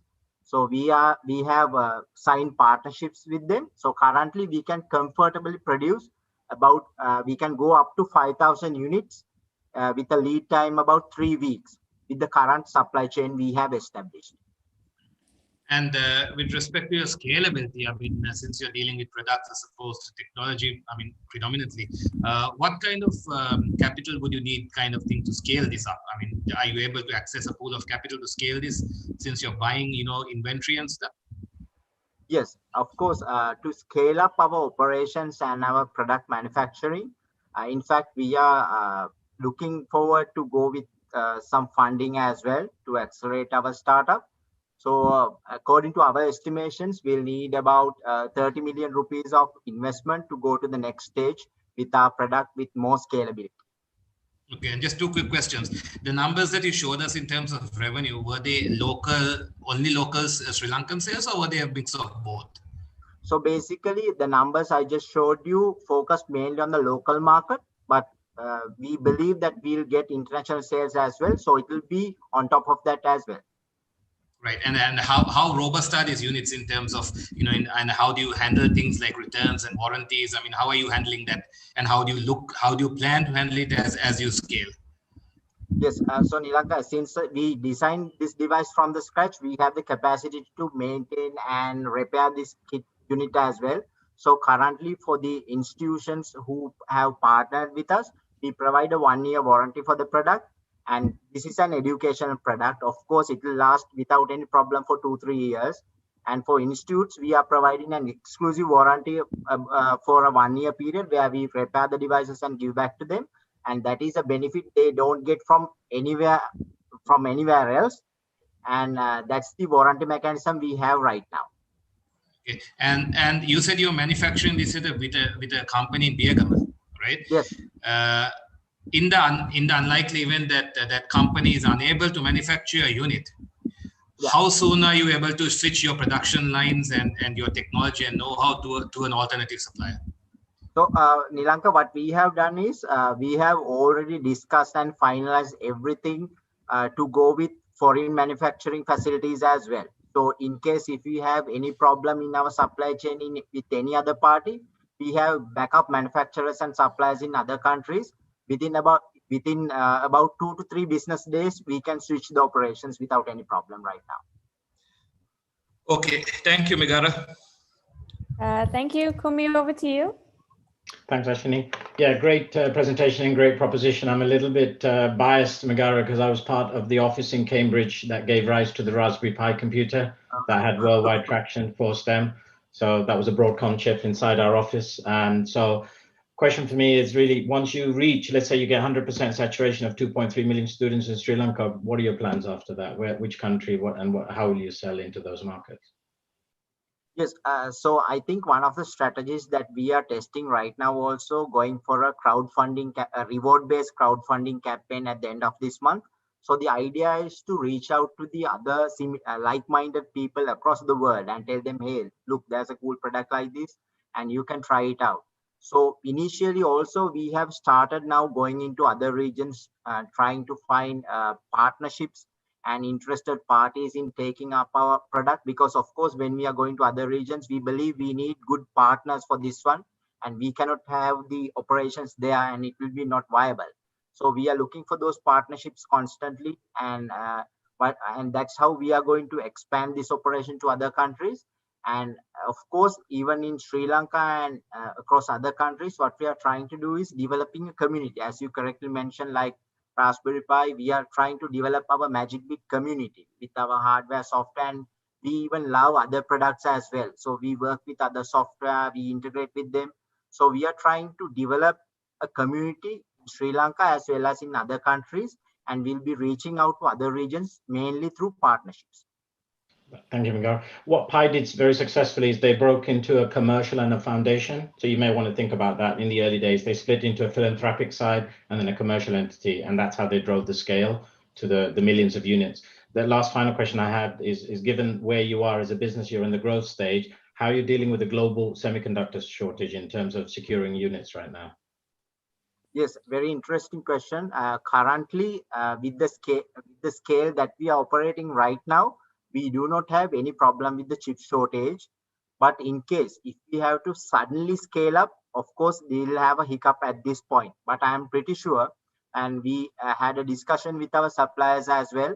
Within 2-3 months, that will going to go away because although there's a chip shortage, the China has raw material, they have manufacturing, and they are less affected by this chip shortage. And so within about 2-3 months, that situation will be gone and will not be a problem for us. Thank you very much, Mingara. Yeah, good luck. Thank you very much. Thank you, Kumi, and Shia, over to you. So I think a lot of the questions have been asked. It's a lovely idea.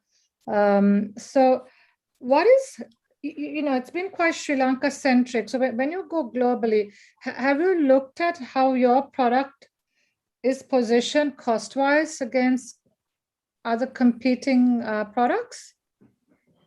Yes, actually, we have done a cost comparison, and currently we have positioned our product at $35. And if you check over the internet, you cannot find any competitive product with the same features or any close features at $35 right now in the international market. And also we have value-added products with other sensors and other packaging, and we are pricing them very competitively with other products as a cost, because we are pitching to our customers as a cost-effective solution. And since we are bringing in all the features to a single platform, on that aspect also, as a manufacturer, we are saving on that aspect as well. So we are passing that benefit to the consumer and giving the product at a very economical rate compared to other platforms. So one more question is, since you're a company that's planning to sell products, and I understand you need to establish this and grow this, but what is your vision? I mean, you can't have it's difficult to have a company with one product. So how do you plan to grow this? Yes, so currently we have this product and we have associated accessories with this tiny computer like robot platforms, and I think in the video you saw some legged robots. So we have different product lines coming up to work with this model, and we are in the process of developing new products. So usually, as you correctly mentioned, definitely we cannot go forward with one single product. And currently we have about 3 products in our pipeline, and we hope to deliver around 2 very innovative products per year as a company to the EdTech world each year.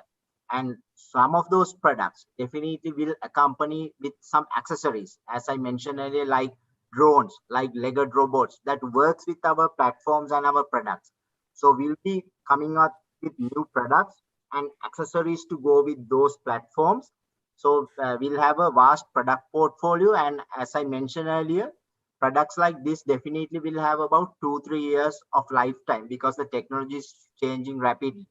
So that is, we have thought about it and we are developing, we are very strong in this R&D area because as our founders, we all are coming from a tech background and we do in-house R&D.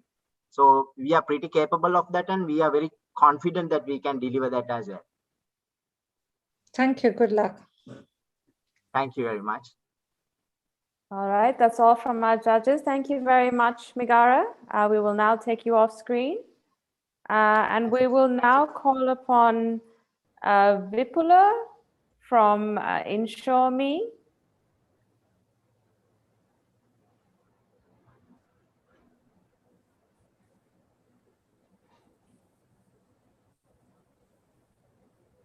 So Vipula is the co-founder of InsureMe.lk. InsureMe is an insure tech company focusing on both B2C and B2B segments locally and now expanding to overseas.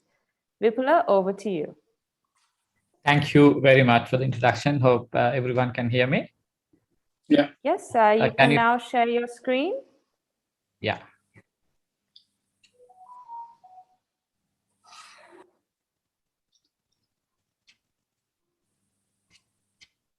Can you see my screen?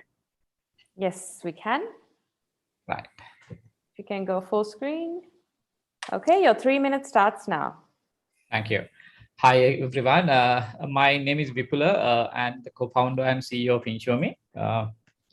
So we are an insure tech company focusing on all the business channels, B2C, B2B, and B2B2C. We started as a B2C, but later on we are expanding to other segments, and we are primarily on Sri Lanka now, expanding to overseas now. Now, roughly, if you look at, we have two business segments. One is the insurance segment, which is like at the moment only in Sri Lanka because of the regulatory reason, we can't sell anything out there. Roughly, it's 80 million market, and market growth is roughly 10%. And out of that, 1% is already, we have acquired already 1% plus. And on the InsurTech, which is the large segment, it is about a 1.4 billion market, which is supposed to grow at about over 30% in times to come. So what is the problem in this market and why we wanted to start InsureMe? I think the bigger reason, I think as every one of you know, I mean, in South Asia or the Asian segment, the insurance penetration is very low. In Sri Lanka, it is just less than 1%. And the other bigger reason is the use of poor user technology in business, in grocery business in Sri Lanka is heavily as well as in Asia.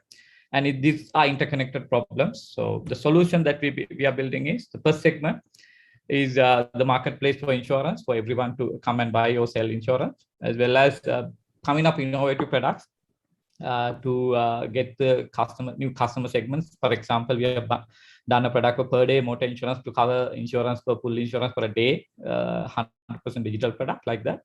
And the other thing is getting the underwriters or the insurance companies, brokers, companies enrolling insurance to support them to use insurance, buy insurance, underwrite, customer acquisition, engage with the customers, and letting customers to claim. So we are helping all these angles through our platforms. So our platform insurance application goes as InsureMe.lk as an insurance aggregate, and we earn commission income from insurance companies and volume incentives.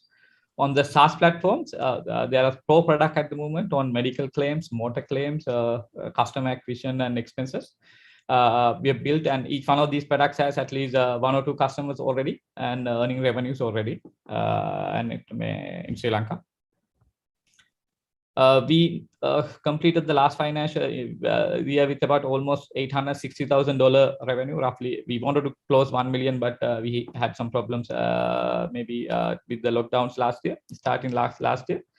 And we have been growing over 100% every year and then trying to grow much more in years to come and in next few years. And we are profitable, by the way. By 2021 March, we were profitable.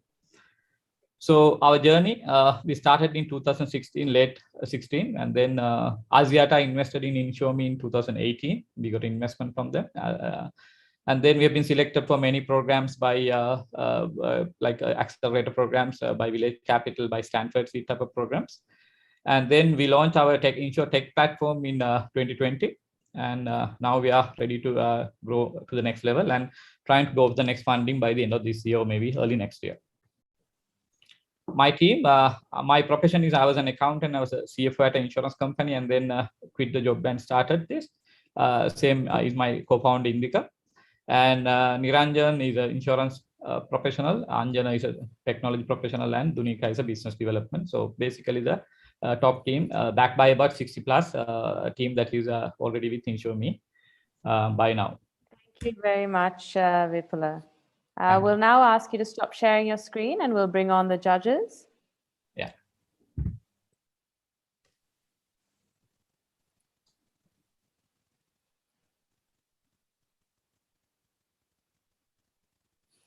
Okay, so Kumi, over to you. Thanks. I recognize the name from Asia today. So Vipula, you must have been part of the pilot for Mobile Connect with InsureMe. In terms of the product rollout, have you thought about other areas like microinsurance, pay-as-you-go insurance, not just digitizing consuming insurance, but thinking about product innovation in the insurance sector as well? In terms of years, I think one is we haven't looked at the micro insurance as yet. I mean, because that segment you need to have the premium collection is a bit of a challenge. So we did not focus on that as yet. We have been focusing on motor insurance, health insurance type of products so far. One of the partners why we partnered with Asiata is also due to that reason, because they have the network for premium collections and all, maybe one thing. But at the moment, by the time we came in, they had anyway signed up with a few other partners on exclusive basis. So micro insurance at the moment is in question. And I'm looking for another partner actually who has a retail network at the moment. We are discussing the arrangements at the moment. If that is going through, then we will come up with the micro insurance product for the segment that we are going to do. So you presented the global market as being obviously a lot bigger than the Sri Lankan market. So how do you plan to address that with a SaaS offering? Yeah, we already, I think I was about to sign up a deal with one of the Cambodian company before the issue came up with Cambodia. And then Bangladesh is we are trying to sign up with a partner at the moment, because I'm trying to not just directly go to the market, but try to find a business development partner like what Microsoft does in each market. And then they go through them to the market, because then it's much convenient at our level as well as to provide the product only.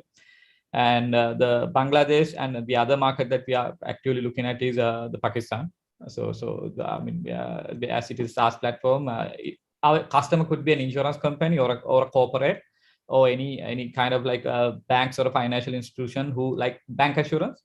So we are trying to provide the intermediation product for them to automate the process in between the consumer, the insurance company, and their own services. Okay, thank you, Vipula. Yeah, thanks, Ashwini. Thanks. Thank you, Kumi. Shia, over to you. You're on mute, sorry. In countries, in emerging economies like ours and some of the ones you mentioned, yes, there is tremendous potential, but surely there must be similar platforms operating in these countries and other countries. What is new that you're offering? Okay, I don't have a plan to go to other markets on insurance, because it's a regulated industry, and then getting into a market with that regulation and then compliance will be a very capital incentive. So going overseas is purely on the SaaS platforms, which is unregulated. It's a technology platform. And I know there is enough platforms out there on providing insurtech. So our core is we are not focusing on providing core insurance related platforms. We are providing the ancillary service like end-to-end claim automation, maybe for medical or auto insurance type. That we are trying to find the niches, or as we have done already, and without going to a hit on the core platform, which is provided by many large organizations around Asia and from the Western world. So our niche could be ancillary services on customer engagement, customer management, and customer claims operations. So you haven't really found the niche you want. You're just looking out to see what would work, is it? I think claims is our niche. So far, what we have won in Sri Lanka is on the claims on medical and claims on auto. Okay, thank you. Thank you. Thank you. Bernard, over to you. So people, just to get to understand the product a bit better. So if I want to insure my car, right, I can just get into a platform and I will have a multiple quotes given to me. Yeah, you can just buy it from any company you like, and then pay online and get the cover and move on to the road. Right. So all my insurance or insuring needs are on this platform. Medical. I don't think that we have done all the products as yet. We have a few products, right? Yeah. Ultimate objective is any consumer product will be online, like health to life insurance, that type of products. But for the moment, we are mainly providing general insurance products, like motor insurance is our biggest. Okay, right. So and the revenue model is from the business that is being done, and you get a percentage cut from the insurance company. Yeah, right. That's it. Roughly our out of the almost like $860,000 income, maybe 85% comes from the insurance fee incomes. Balance it 15 from the insurtech platform that we launched last year. Okay. And do the insurance companies, do they need to pay a fee to be in your platform? No, we don't charge at all. So they Okay. come free. Only they pay us for sale. But on the claim side, we charge for each of. Yeah. And just last question. So the companies, the insurance companies, yeah, right? It's sort of you're basically having a multi-insurance company platform or ecosystem, or what do you want to call it? Do we have any other platforms at the moment available? And the reason I'm asking is whether even manually is there any broker, like you can call someone who can get by law, we are also a broker, because in Sri Lankan law, nobody can sell insurance unless you're a broker or agent. So, so for you to sell multiple products, you have to be a broker by law. So we are a broker by law traditionally, and then there are 65 brokers in the market, but already we are on the 7th place in the market by last 4 years at achievement. So there is six of us ahead of us. Probably we are going to hit them by next year. Super. Thank you. Thank you. Thank you, Bernard. Nilanka, over to you. I just have one question, Vipula. Good presentation. I just want to follow up on that. One thing I want to ask you is, what would prevent any other broker from offering aggregator platform that what you've done? Because as you know, in technology, it doesn't take, it's not rocket science to, to replicate it. So what would prevent another established broker? You said there are 65 brokers in the market. Yeah. What would prevent somebody from actually offering a similar product to what you're doing?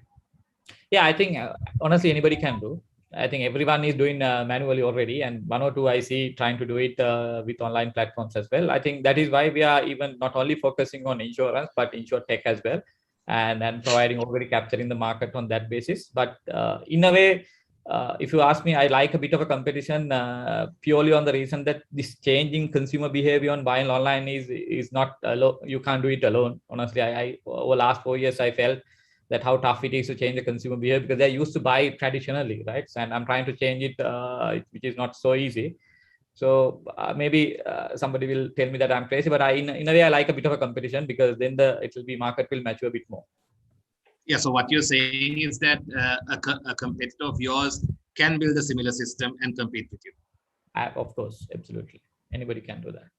But so far, 3 companies started and they failed because they haven't either technology or they haven't got the right partner. So I think the price matters a lot. Our price bargaining power is much higher now with the volumes as well as the relationship in the market so far.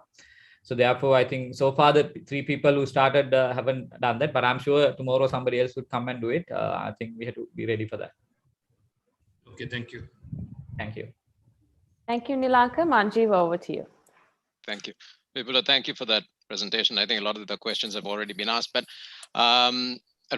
related to what Nilanka just asked you about the about competition, etc. You said that one of your perhaps a competitive edge or a unique selling proposition is the claims and settlement aspect, right? Which is traditionally in InsurTech or insurance offerings, you have a nice front end, but the admin and the claims and settlement is a nightmare because it's usually very manual. Yep. And that happens when you even have an insurer that produces their own platform, a mobile app or what have you. Can you walk me through how you have managed to make a mark in that aspect? How is your technology different? I'll take a simple example on medical insurance claims in a corporate. So most corporates provide insurance to their employees, right? And then when it comes to claims, employees are required to, as you say, manually send their claims documentation to the maybe most in organization to their HR or their internal processes, and then send to insurance companies. And then at least it would take maybe 1 week, 2 weeks at a minimum, right? Now, what we did is we introduced our mobile medical claim application where they can submit their claims as soon as they come out of the doctor or the hospital, which is like 1 minute thing. And then that will straight go to either to administrator by us or administrator by the insurance company, which they can process. So what we see is claim is generally approved now in less than 2 days, right? And if you want to even now, actually we have gone to one step further. We are even administering funds for them now, and sometimes if a customer wants, we can even pay within next few days direct to their bank accounts. Within less than 5 working days, most companies SLAs to credit the money to the bank accounts of the employee or the user. One thing. And we already at that, we have roughly about 15,000 users submitting about 300 claims a day now, 300, 400 claims a day already happening. And we are expanding on that. So one example, what we did and what we're doing now. How do you deal with, although the insurers would obviously underwrite the risk, but are you able to help mitigate some of the fraud, the potential fraud? Actually, yes. Now, in terms of claims, the fraud comes on duplications of bills, submitting. So all are tracked on our platform itself. If somebody submits the same bill or same information, we can track on the system controls in terms of invoices, invoice numbers, dates, values, suppliers. We track all of these things, and even we track sometimes different companies' employees provide the same bill, and we can track it at our end. We have done that, or we but do that. That's more of a manual process, or do you have No, some it's systems? automated. It's an automated process. It's an automated process, Through but we do OCR not. and things like that, is it? At the moment, we try to use OCR, but I haven't deployed it 100% because of like the bills, the manual bills involved, because its accuracy is not so good. So what we have done is in terms of the data in the application, like the date, supplier value that is being entered to the system will be cross-checked. But very soon, OCR will also be deployed in the platform with more testing on the platform. Yes. Sorry, one very quick question. You mentioned that you're offering it in a B2C format, B2B, B2B2C, right? Which is like white labeled. Yeah. Are you able to actually focus on developing all of these areas equally, or how do you prioritize what you want to focus on building more? Okay, I think what we started with the B2C platform initially, and then we saw that a lot of insurance happens at banks or financial institutions. So we made it a B2B2C and gave it to them, and the same application wrapped in a different way. And other products, what we've done is basically done in order to support our core business, which is insurance as a, and then we are packaging it out, because those products are anyway used in our day-to-day servicing to our own consumers. And we are trying to package it as separate tech products, and then we are selling it as independent products now. So anyway, those are built and maintained for the core business daily. Yeah. Okay.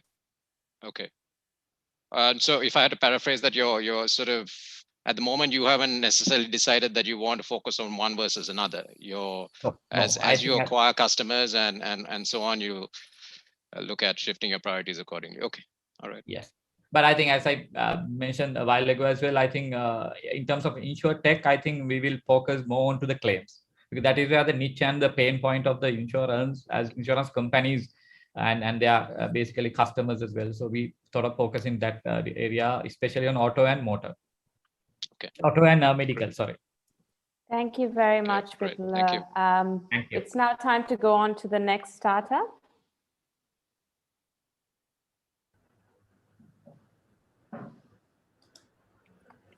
So I'd like to introduce our next growth stage finalist, Sense Agro. Sense Agro is a state-of-the-art precision agricultural ecosystem for 500 million smallholder farmers around the world.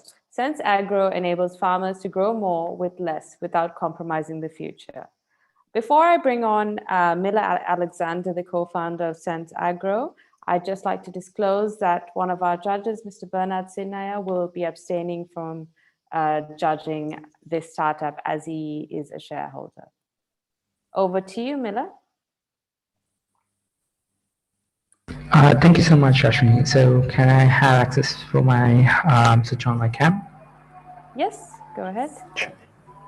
Thank you so much. And you should be able to share your screen as well now. Yes, I hope.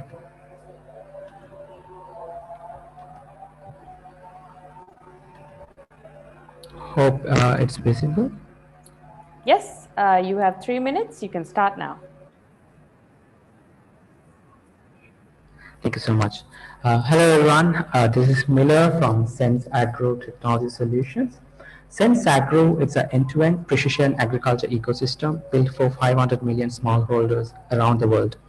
So at this moment, we need 1.6 planets to feed the entire population of this world.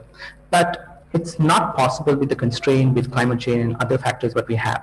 Before thinking about the plan B, going to Mars, statistics shows smallholders alone could feed the world if they can produce the optimum.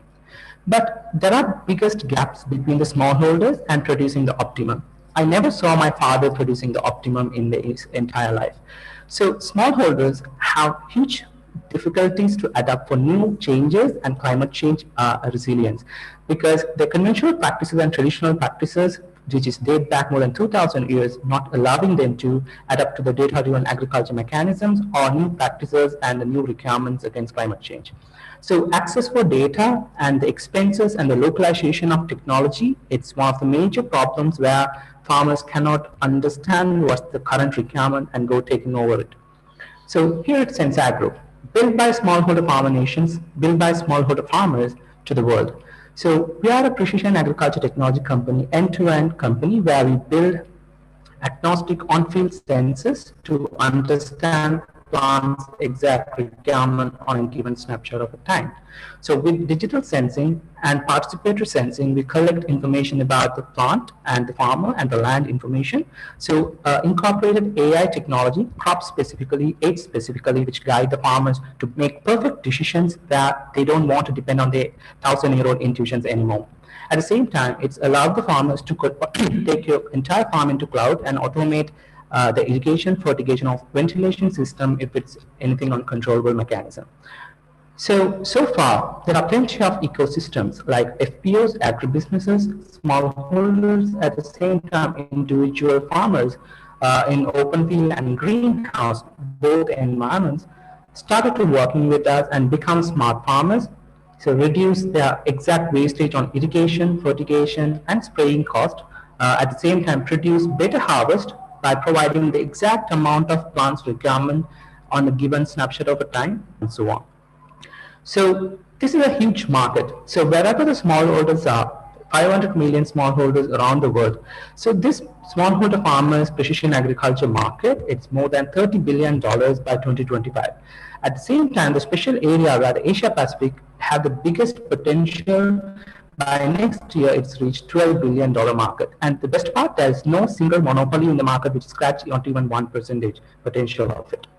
So we have a very interesting model. So we are a small team from Sri Lanka, and we have a big vision to solve the entire world with a technology which is so similar to any part of the world can adapt with ease. So we use a small mechanism where B2B2F, where we closely partnering with farm producer organizations, agribusinesses, and individual SME farmers through agriculture service providers like irrigation service providers or consultation companies through a revenue share business model. In Sri Lanka, we have 20 partners around Sri Lanka. Wherever you have a deployment within 20-kilometer radius, we have a partner to supply you and support you. At the same time, we have 6 global partners around the world who have working with us, and we have 5 deployments around the world. Our pricing structure is one of the best in the world and first company in the world to adapt pay-as-you-go SaaS model, including for hardware. So far we cover more than 600 acres of commercial farms with 10 different crop varieties of intelligence with AI intelligence for especially in orchards, plantations, and cash crops, and 200,000 plus square feet of greenhouse environment. And happy to say we are the first agri-tech company from Sri Lanka to expand 6 different countries through our partners, and that's one of our key drivers in our growth stage, where we're expanding throughout Southeast Asia, East Africa, and Sub-Saharan Desert, plus South Asia as one of our potential marketplaces. So we are the first company. Thank you very much, Miller. Sure, thank you. Is this your last slide? Yeah, please. No, I have a couple of more slides. It's okay. No problem. We can go on to the questions. So I'll just bring on the judges as well. And maybe if you can stop screen sharing.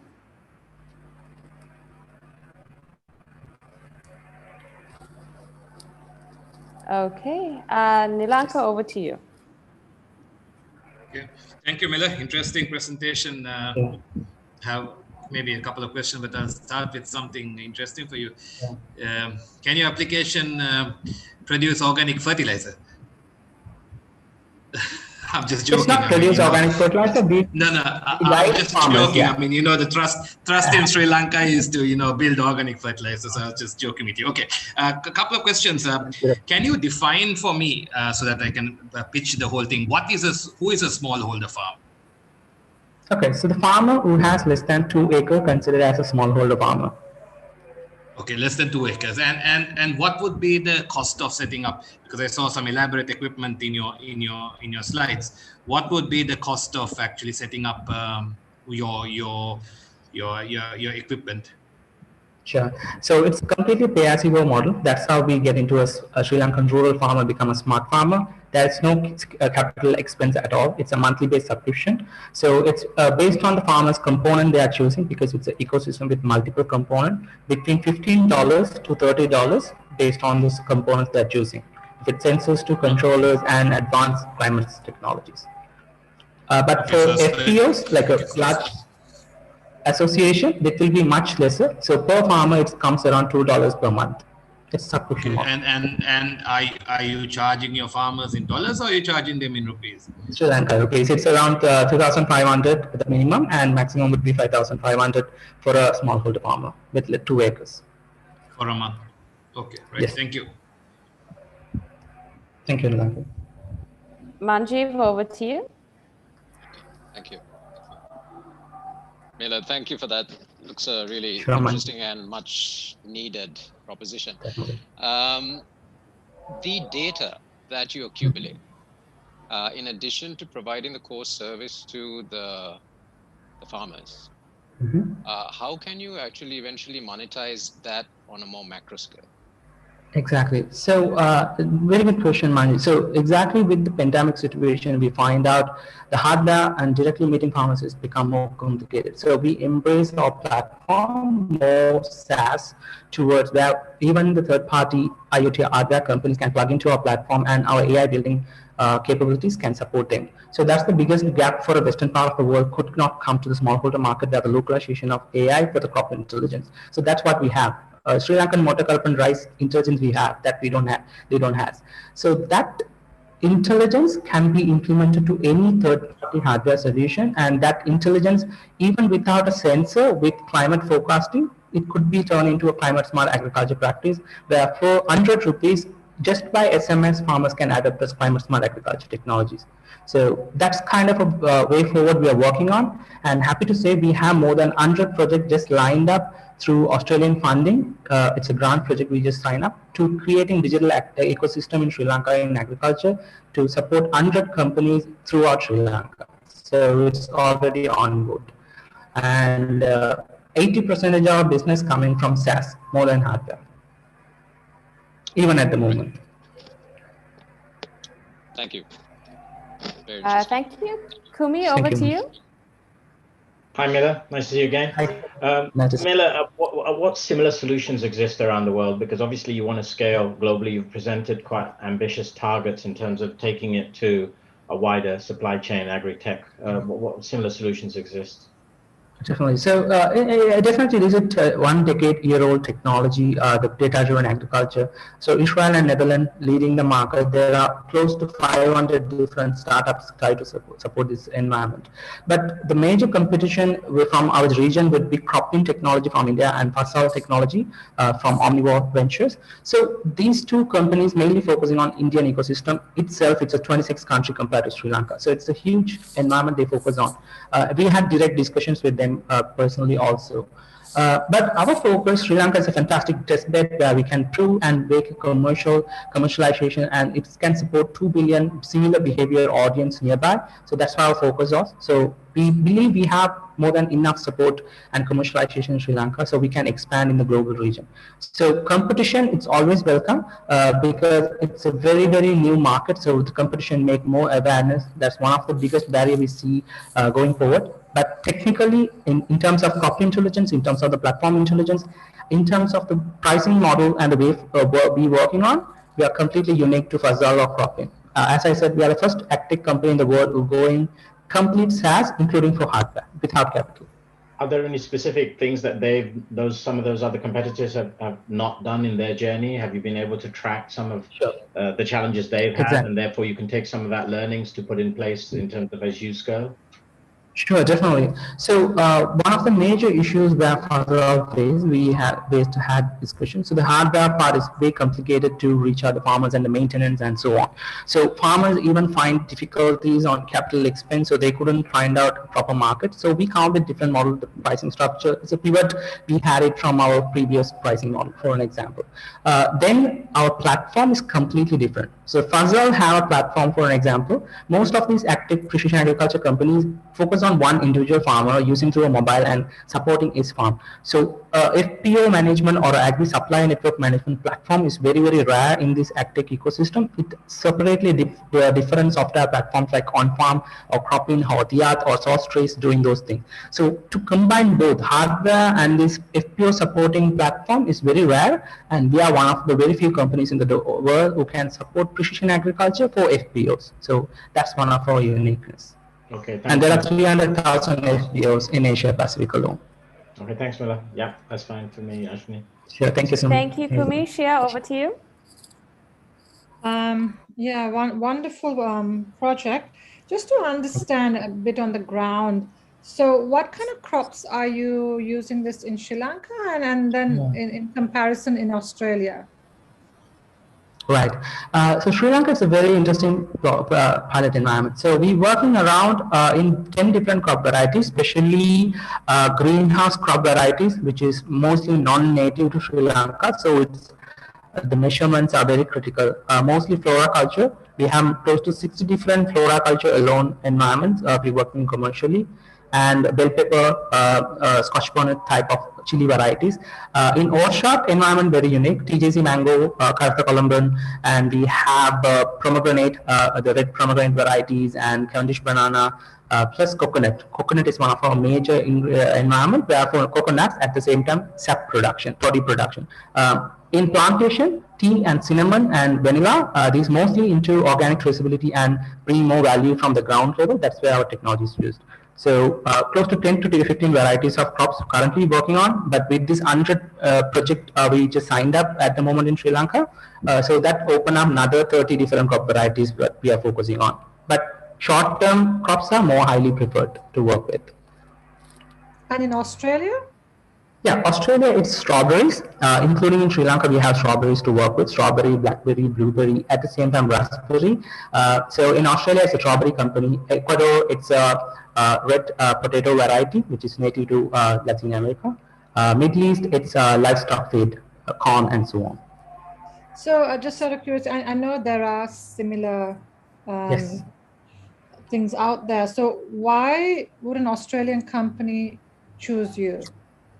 So the reason is there are two things. One, the Australian competitor of us is called The Yield. So it's an $8 million annual revenue company. It's a large corporation by Ross Harvey.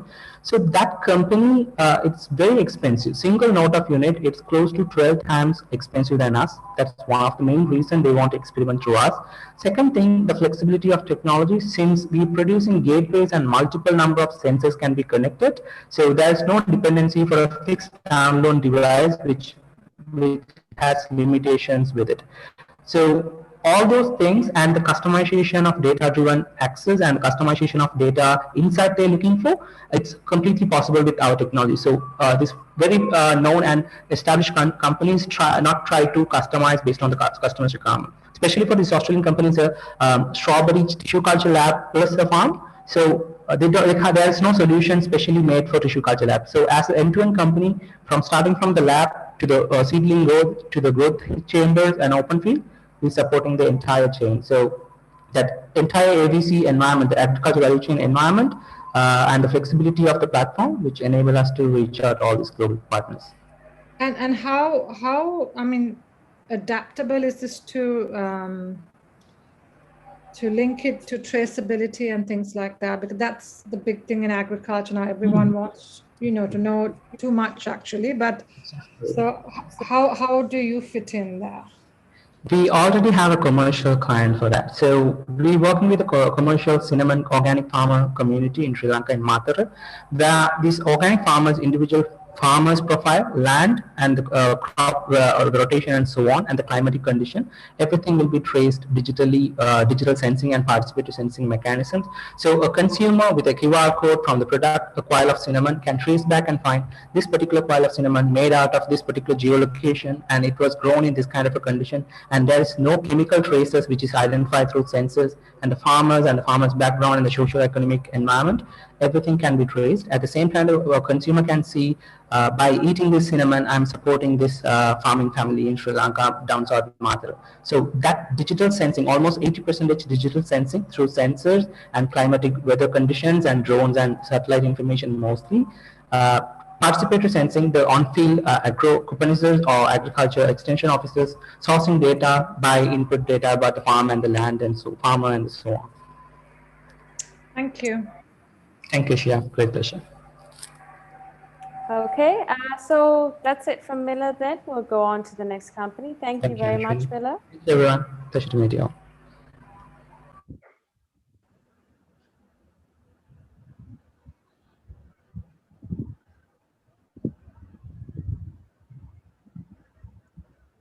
Great. So now I'd like to go on to Million Spaces. Million Spaces is an on-demand platform for flexible workspaces where individuals and organizations can discover and instantly book spaces to work, meet, and celebrate.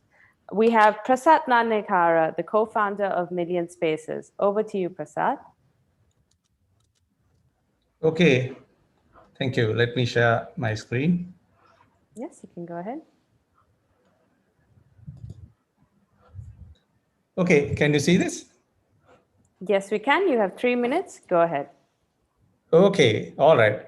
So Million Spaces is the one and only leading marketplace for online flexible workspaces.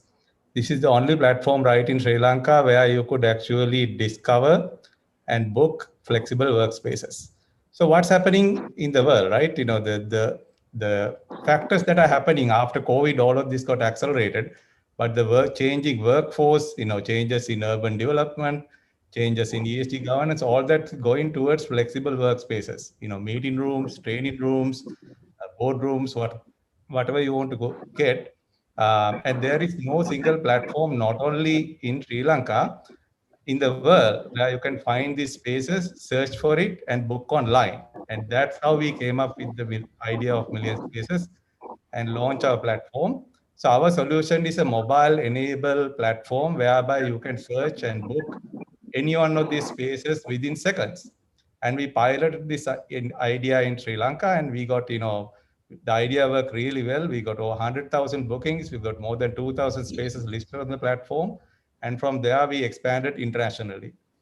So how it works is the following. If anybody want to come and list, like let's say meeting room, right? You know, from anywhere, it can be from a cafe, it can be from office. In our platform, you can list it free. And if somebody comes and book it, we get a commission from that booking. So that's how the B2C model started. But then later on, we are in the process of expanding this to B2B sales and brand partnerships. The model is getting really matured, and we feel there's a great opportunity for it in the B2B space because companies have the same problem, right? They're stuck with this fixed real estate cost. And with our platform, they can go to a flexible model. We piloted this idea in Sri Lanka, and then we did it really well here. And then we went to Singapore. Now we are in the process of setting up a global headquarters in UK. So the market potential is huge. Currently today, the flexible workspaces market is about $32 billion, and it's supposed to grow to about $107 billion in the next 5 years. And we have done a research and found out what our competitors do. And one of our competitive advantage comes from our platform, and we engineer the platform to be the best. That's what you see in this slide. Our traction has been phenomenal, over 100,000 bookings, 2,000 plus spaces. We got 5 awards. We got the national winner for best product innovation and runner-up for best startup. And Flascom has recognized. We got raving reviews.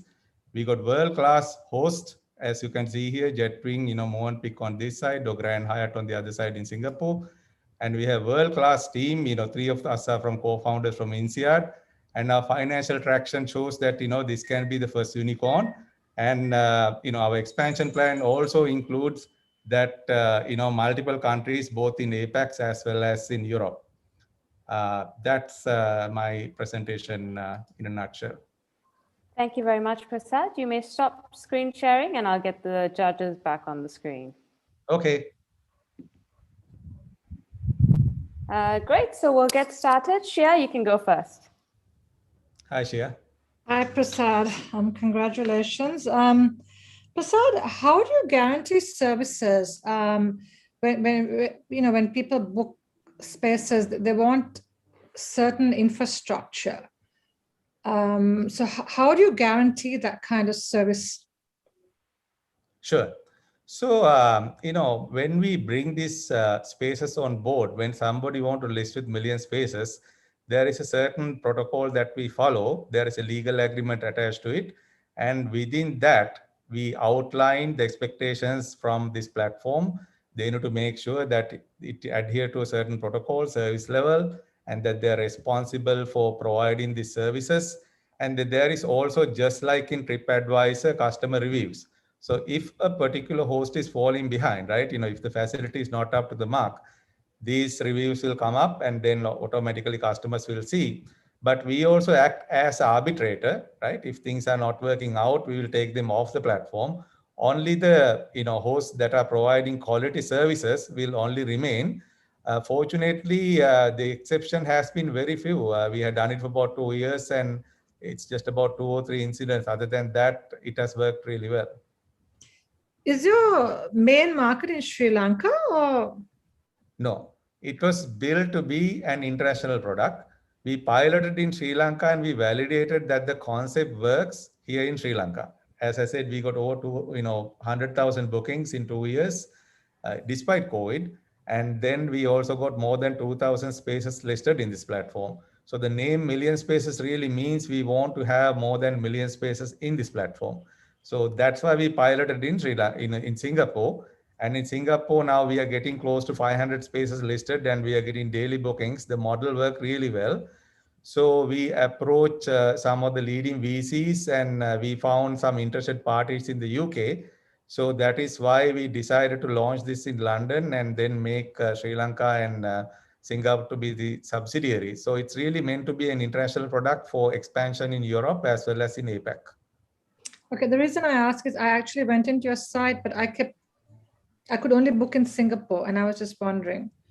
Sure. Why that So was. today it's only so you have either you can book in Sri Lanka or either you can book in Singapore. So site automatically recognizes where you are, and typically it will lead you to the place where you are booking from. But on the other hand, you have the choice of also toggle and going to a particular site. But right now it's active only in 2 countries, Sri Lanka and Singapore. But very soon you will have it in London as well. Thank you, Prasad. Okay, Shia. Thank you, Shia. So next up, can we have Kumi? Thanks, Prasad. Hi, Kumi. Yeah, thanks, Prasad. You could be the next Uber or Airbnb in the meeting space. I guess I'm assuming on the technology side you're pulling all of the information from those host meeting spaces through APIs to your platform, and are they all open and willing to share that data with you? Correct. So as much as possible, so there are 2 models to it. As much as possible, we have allow these hosts to use our platform as a primary platform. Especially smaller players in the B2C market do not have well-developed platforms that can manage their spaces, manage their bookings, manage their calendars, and things like that. So we have said, adopt our platform wherever possible. Then that way we don't have to do APIs and things like that, for those kind of spaces. But for, let's say, large hotels, for example, you saw that, we had Grand Hyatt from Singapore listed in our platform. So what we are trying to do is that we will integrate to leading APIs. Once you take some of these leading APIs, they can have like hundreds of hotels, hundreds of co-working spaces. So that is the strategy, and we are in the process of doing that. And by doing that, we feel that we'll be able to get 80 to 90% of the market by just interfacing to few platforms. That's the strategy. And I have co-founded a second company called 1 Billion Technology. So, it's an IT services company, and that does most of the IT work. Therefore, we have a real edge in technology as well. Okay, Thanks. It's well documented. SoftBank's investment in WeWork and Uber has been really challenged during the pandemic and over the last few years or so. So what's the investor appetite for what you're trying to do, put up a global headquarters in London? It has been very interesting. In fact, we have a very high net worth individual expressed a lot of interest. Super high net worth individual is having discussion with us, and then we are also having discussions with leading VCs, places like Ford Partners, Hoxton Ventures in UK. We are talking to Velocity Ventures in Singapore, Smart Ventures in Singapore. We are talking to some leading investors in the US. So it's all big league. If it works, it's going to be I must say, once it works, it has the potential of the unicorn. We have spoken to JetBlue Ventures in the US. So VCs, go through a rigorous, due diligence process. We are now in the middle of that, going through that. Okay, thanks, Prasad. Yeah, thank you, Ashley. Thank you, Kumi. Bernard, over to you. Hi, Bernard. Sorry, you're on mute, Bernard. Thanks for the presentation. Excellent. I think Kumi touched on it. So basically, you don't own any real estate like WeWork. No. Okay. So there's no, right. Then second question, which is more of a personal question, is car park part of it? Yeah, so that is really up to the host, right? Now, as I said, within our platform, if you're looking for meeting room, you get hundreds of those in Colombo, right? So you can pick and choose. Within the filters, you can say if parking is a must, you can say that I want parking, right? And if that area is Dehiwala, you can say I want a meeting space on this particular day, car parking available in the Dehiwala area. And it will give you multiple choices, right? It's that simple. So because this platform is growing rapidly, there is something for everybody. And typically what we have found is that most of our hosts provide the facilities you need. Otherwise, they can't really remain in business. But even an individual, someone who owns a house in Dehiwala can offer the car park to this, right? Okay, so obviously that, if it is that, then it's his house, home parking or, parking on the street. There is no magic about that. But at the same time, we have got quite a few, corporate type of setups on our platform. And, those corporates come up with amenities included in it. Super. Thank you very much. Encourage you to check it out next time and book a meeting room or, any of your space needs, and you'll see how easy it is. Thank you. Thank you, Bernard. Nilanka, over to you. Hi, Prasad. Thank you for the presentation. I just want to clear out something. Initially, when the company was founded, was it founded for this same work from home? Because I remember it being used actually more for entertainment spaces. Because I mean, your presentation touched only on work from home, which is a kind of a new concept which happened post-COVID.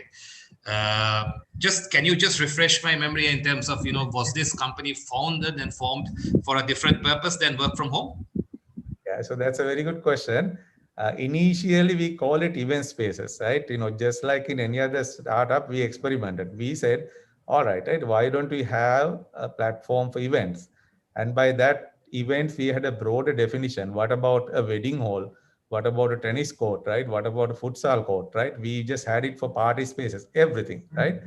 And once we pioneered that, what we found was that the real demand and the real value worldwide, the real market niche for us in these flexible workspaces, because it also applies to the corporate, right? Because if you take the other model, it's too broad. It's trying to be everything to everyone, and it's really specialized to B2C. But if you take flexible workspaces, there's a huge potential with the corporates, right? Now we are talking to corporates, even large corporates, blue chip companies, we are talking to Dialog, we are talking to Virtus, and saying, why do you want to be stuck with all this expensive real estate? Why don't we just, liquidate a lot of this and come to a flexible workspace model? We will find whatever you want. Right? If you want a meeting room or office space for 25 people, starting from the 14th of the month to 21st of the month for 1 week, we can find that for you, right? So there's that level of flexibility in our platform. And it's a huge market once you add the corporate. Then we started focusing from event spaces into the flexible workspaces. That's really what happened. So when did you focus on this current? So does that mean that you no longer offer event spaces, etc., and focus primarily on the work from home concept? So first of all, it's not not the work from home, rather the flexible workspace. Flexible Sorry, workspace. the flexible workspace. What happened was earlier our model paradigm was work from office, right? And when the moment COVID came in, we said it's about work from home, right? Now, once we are coming out of COVID, right, we are envisioning the future.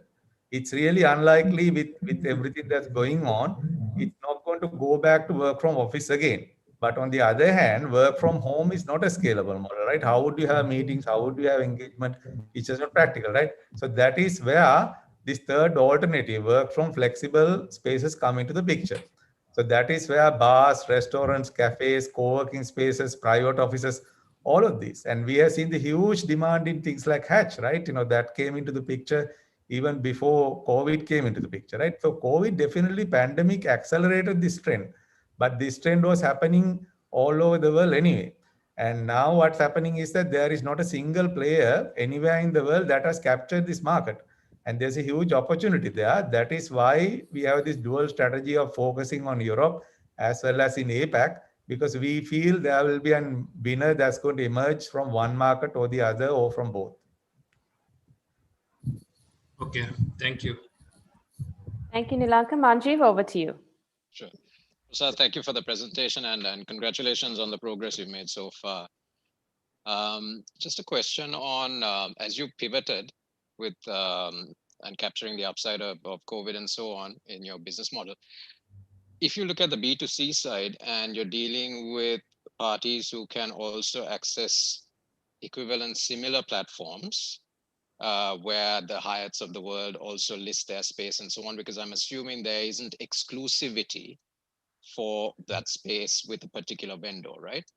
Yes. So from a customer's perspective, what do they get on your platform versus that same space appearing on another?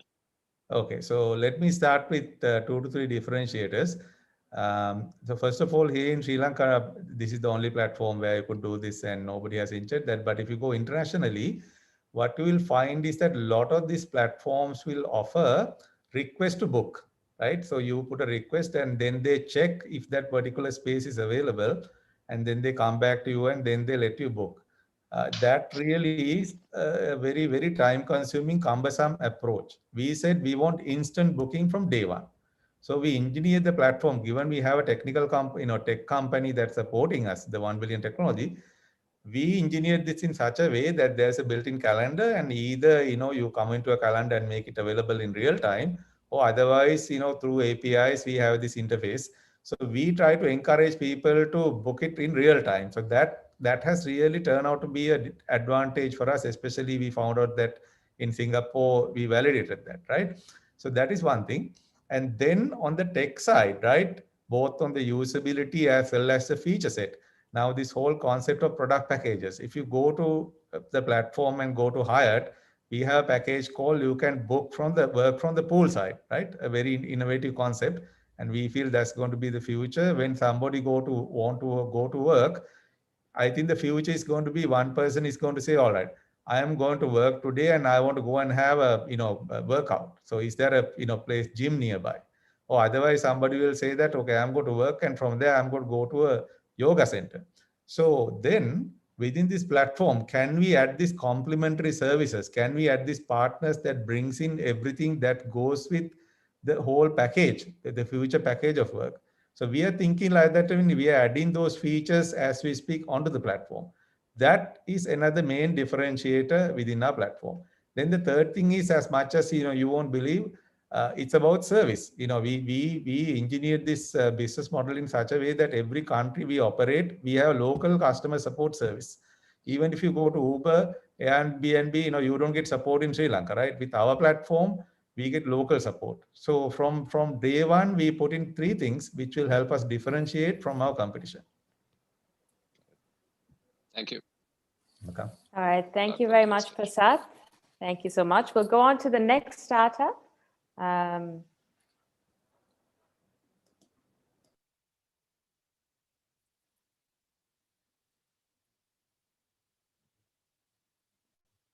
So next up, we have Helios, promoting sustainable and inclusive digital finance. I'd like to call up the co-founder of Helios, Nuzi Man, to take on the stage. Nuzi, you can turn on your camera.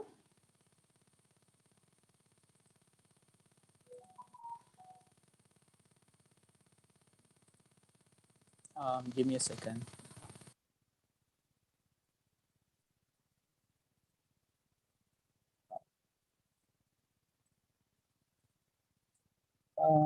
Yeah, give me a second. Sure.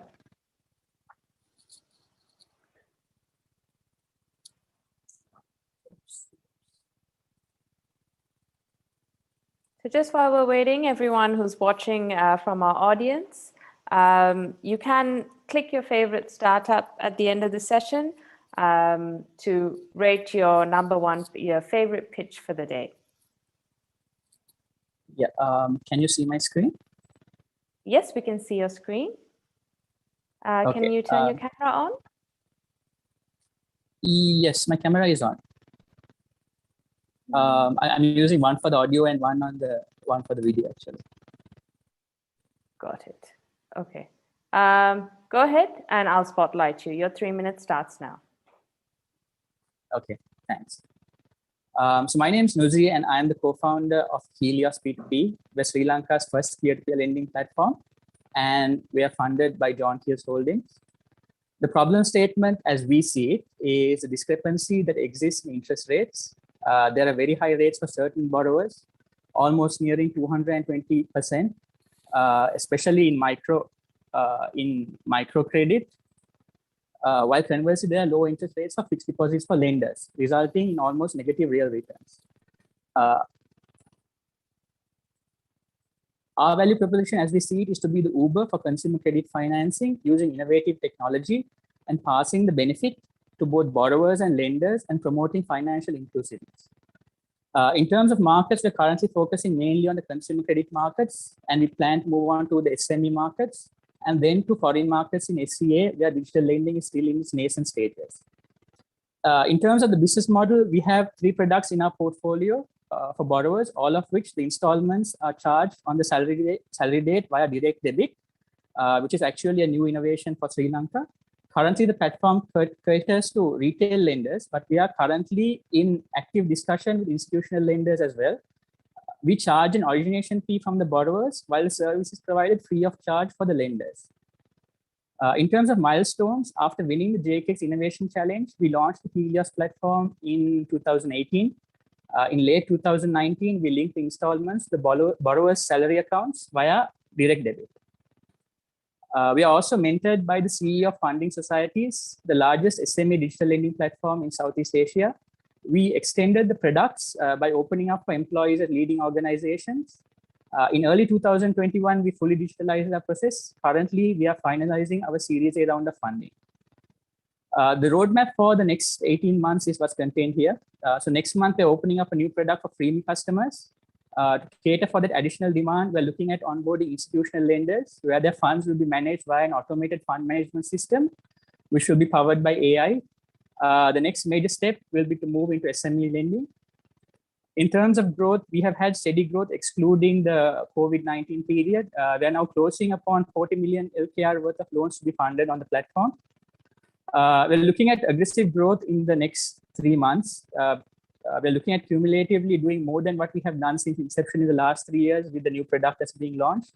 And we're looking to hit 7 billion LKR worth of loans in 2025.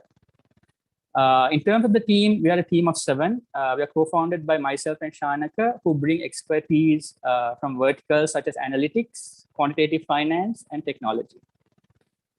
Thank you. That's about it, I guess. Thank you, Nuzi. If you can stop sharing, I can bring the judges on screen. Sure.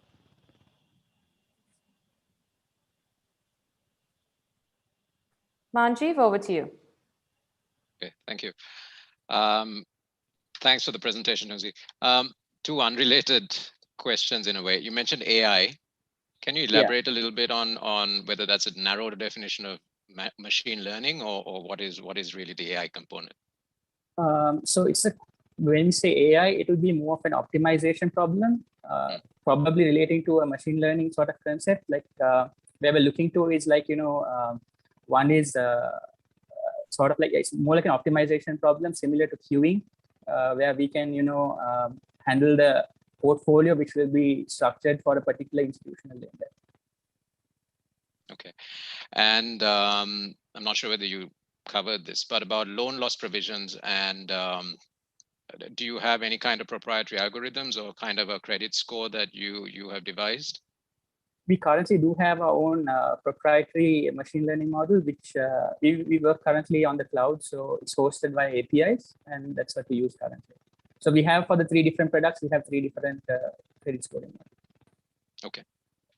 I have another question on scaling, but your focus right now is really the market in Sri Lanka. Is that right? Yes. So we want to focus on consumer credit. After we nail down consumer credit, where we still feel there is, space to grow.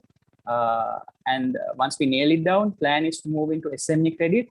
SME credit is a different ball game. It's a different type of underwriting model that will have to be taken into account. And we also have plans to expand our fintech portfolio, and past the 18 months is where we're probably going to look to move into foreign markets. Okay, thank you. Thank you. Nilanka, over to you. Hi, Nozi. Your business is right up my alley. Things I know quite a lot about. For a couple of questions, Nozi, maybe technical in nature. First of all, you mentioned that you are taking fixed deposits. No, we are not taking fixed deposits. We are not taking deposits at all. We are a okay. So because your website speaks about various fixed deposits and people giving you money. How do you propose to fund your lending? And as you know, you're currently lent, say, 40 million approximately, right? And you would know that as it grows, 100 million, 200 million, who is going to be funding you? Who is going to provide you that capital to lend? Yeah, so just to address that, we don't take deposits. We are not a deposit-taking entity, because if that was so, we would have to get a license. How we operate currently is that we are an online marketplace which connects lenders and borrowers together, and we charge an origination fee. So we're clear about it in the sense that these are unsecured loans. This is like risk is borne by the lenders, but they are compensated by much higher interest rates compared to what they would get from fixed deposits. So it's a riskier class of investments, but as it says, the return on investment is exponentially higher than what you would get as compared to a fixed deposit, for example, which is secure, but currently, the real returns that you get on it is low. So if I come on, okay. Yeah. If I come onto your site and I want funding, so there's no guarantee that I can find it there, unless somebody wants to lend to me. Yeah, so currently we've had a good situation where it's like, if you look at the site currently, there are no loans to be funded. That's because most of the loans are being funded almost immediately. What we see is like, we anticipate with the new product being rolled out that we might need more lenders, which is why we're speaking to institutional lenders as well, where they can have this as a separate asset class in their portfolio. But we do see like retail lenders, when they see the benefits, they keep reinvesting. So sorry to cut you short, but just in the interest of time, to be clear, so if I want, how are you doing your AML compliance in terms of who is providing money for this? Yeah. Yeah. So in terms of AML for the lenders, we have 2 checks currently. One is they have to obtain the NIC, and we also do a PEP check on we have a scraper running on the background where we do checks on the lenders on the platform. So we do the KYC checks. There are certain sites that we actually currently scrape information from. You have the sanction list, etc., which are publicly available, and there are especially websites available on politically exposed persons, etc. So we do searches on that basically to verify whether the lenders are compliant. For borrowers, we have a separate set of KYC checks where they have to submit a set of documentation. So the documentation is like their NIC, the crib score in certain cases, then utility bill. So all those checks and balances are in place before we basically verify a borrower on the platform. Okay, thank you. Thank you, Nilanka. Bernard, over to you. Sorry, you have to unmute yourself.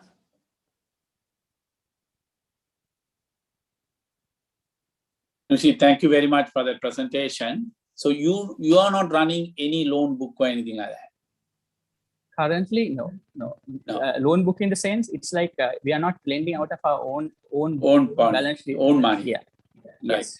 So if I come to the platform, I want to borrow 100,000 rupees and you match it with another person, right? Yeah. So you will do my KYC and AML, all that drama, right? But if I don't pay back, who takes the credit risk? The lender. Lender. So let me elaborate on that. What we facilitate on our platform is short to mid-term loans, minimum of 1 month, maximum of 12 months tenure, and minimum amount of 10K to maximum of 200K. So we mitigated the risk in several stages, which is where we have a risk rating algorithm where we grade them into 5 categories, A, B, C, D, E. And the principle is higher the risk, higher the return that you get. Other thing is that what we've done from late 2019 is we have linked the installment to the borrower's salary account via direct debit. So when they sign up, they have to sign up with their debit card. Since debit card penetration is quite high in Sri Lanka, we are able to, we usually able to charge on the salary date for their installments. Lucy, in the interest time, my question is, if I want 100,000, right? Yeah. So and I got this. So to address that, we have partnered with debt collection partners as well. So they who takes the risk? Is it the risk is borne by the lender? The lender that is assigned to me takes the risk. Yes. Okay. So does the borrower sign an agreement with the lender directly? Is that the borrower signs? It's a legal agreement which is signed online. It's a legal agreement between the borrower and the lender. Yes. Okay. Then right. So then where is this blockchain thing coming? You mentioned blockchain.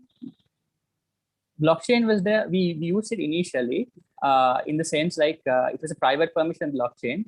Right now we are not using it. Currently focusing in the business needs because we don't see it adding much value currently from a business proposition. Okay. So basically it's a platform where borrowers and lenders are brought in. You are basically disrupting the banking side, right? So we are looking to work with the banks. We don't want to, disrupt because we are in the short to mid-term loan space, whereas banks are for longer tenor loans. So we are looking to, work with them as well. I mean, nothing wrong with disrupting the banking world, but I'm asking. So, that's where you see the spreads are going to be tighter. So you will take commission. Okay. Thank you so much. Thank you, Bernard. Kumi, over to you. Thanks, Nadi. Just one question for me on your growth, really. So you're showing some pretty aggressive growth curves in terms of users and revenues in the coming years. What underpins that in terms of cost assumptions? How much cost are you having to expend to take that aggressive revenue or user growth? So in terms of cost, our cost structures, there we mostly anticipate would be on marketing and staffing. Technology, we believe we can scale with the cloud systems that we have. In addition, we are really looking for exponential growth with the current product that we're planning to launch with the wallet that we mentioned.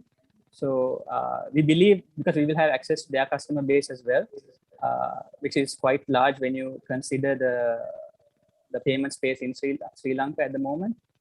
So that's where we are hoping to, really drive about change in growth.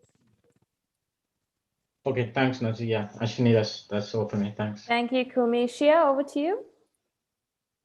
Just one question. Given that this is an unregulated platform, and I can understand, yes, small transactions like what you are doing, you can manage it. But when you scale it up, source of funds is going to become really important.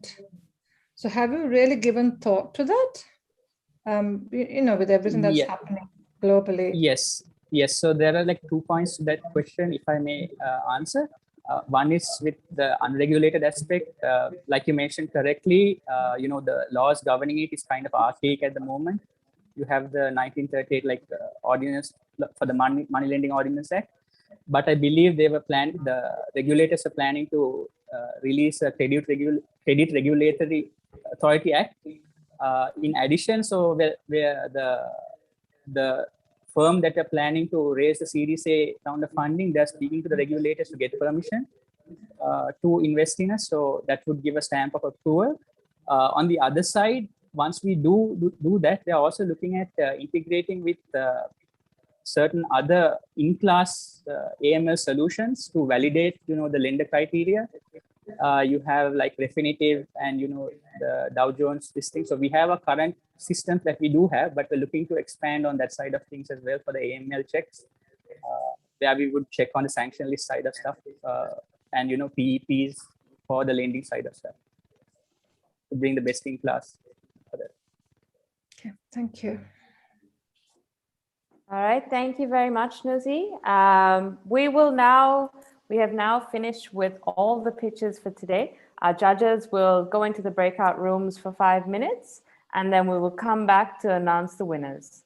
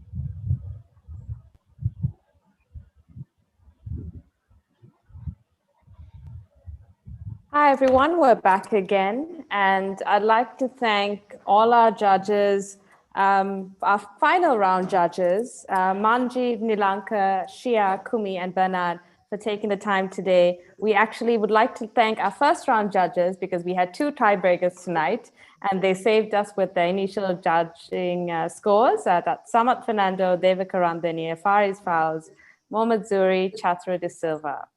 So thank you to all the startups. Thank you so much for taking part today. I would like to announce that as a part of being a national finalist and then going on to represent Sri Lanka in each category, you will be given 100,000 value in kind support from different platforms available through EWC Perks. And the winner of the early stage category and the winner of the growth stage category will go on to stand a chance to win at the global final and stand a chance to win $1 million in cash prizes. So without further ado, I would like to call everyone on screen. If all the startups can switch on their cameras as well.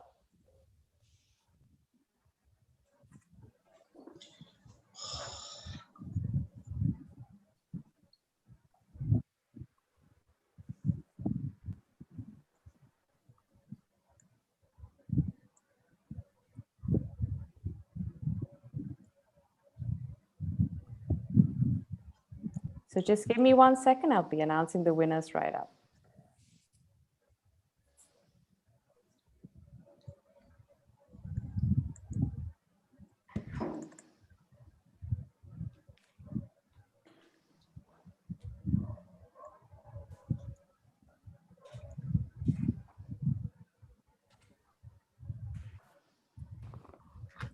Apologies, my screen sharing has got stuck. Give me 1 second, please, guys.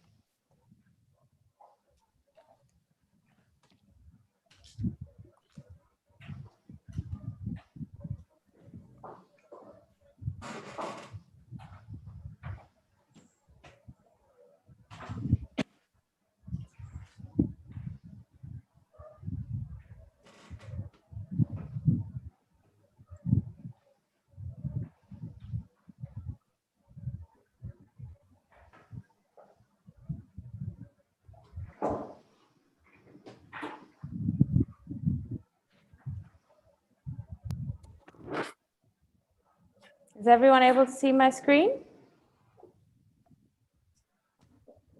Yes. Yeah. Yep, so congratulations to our early stage national winner. Our winner is Niftron. And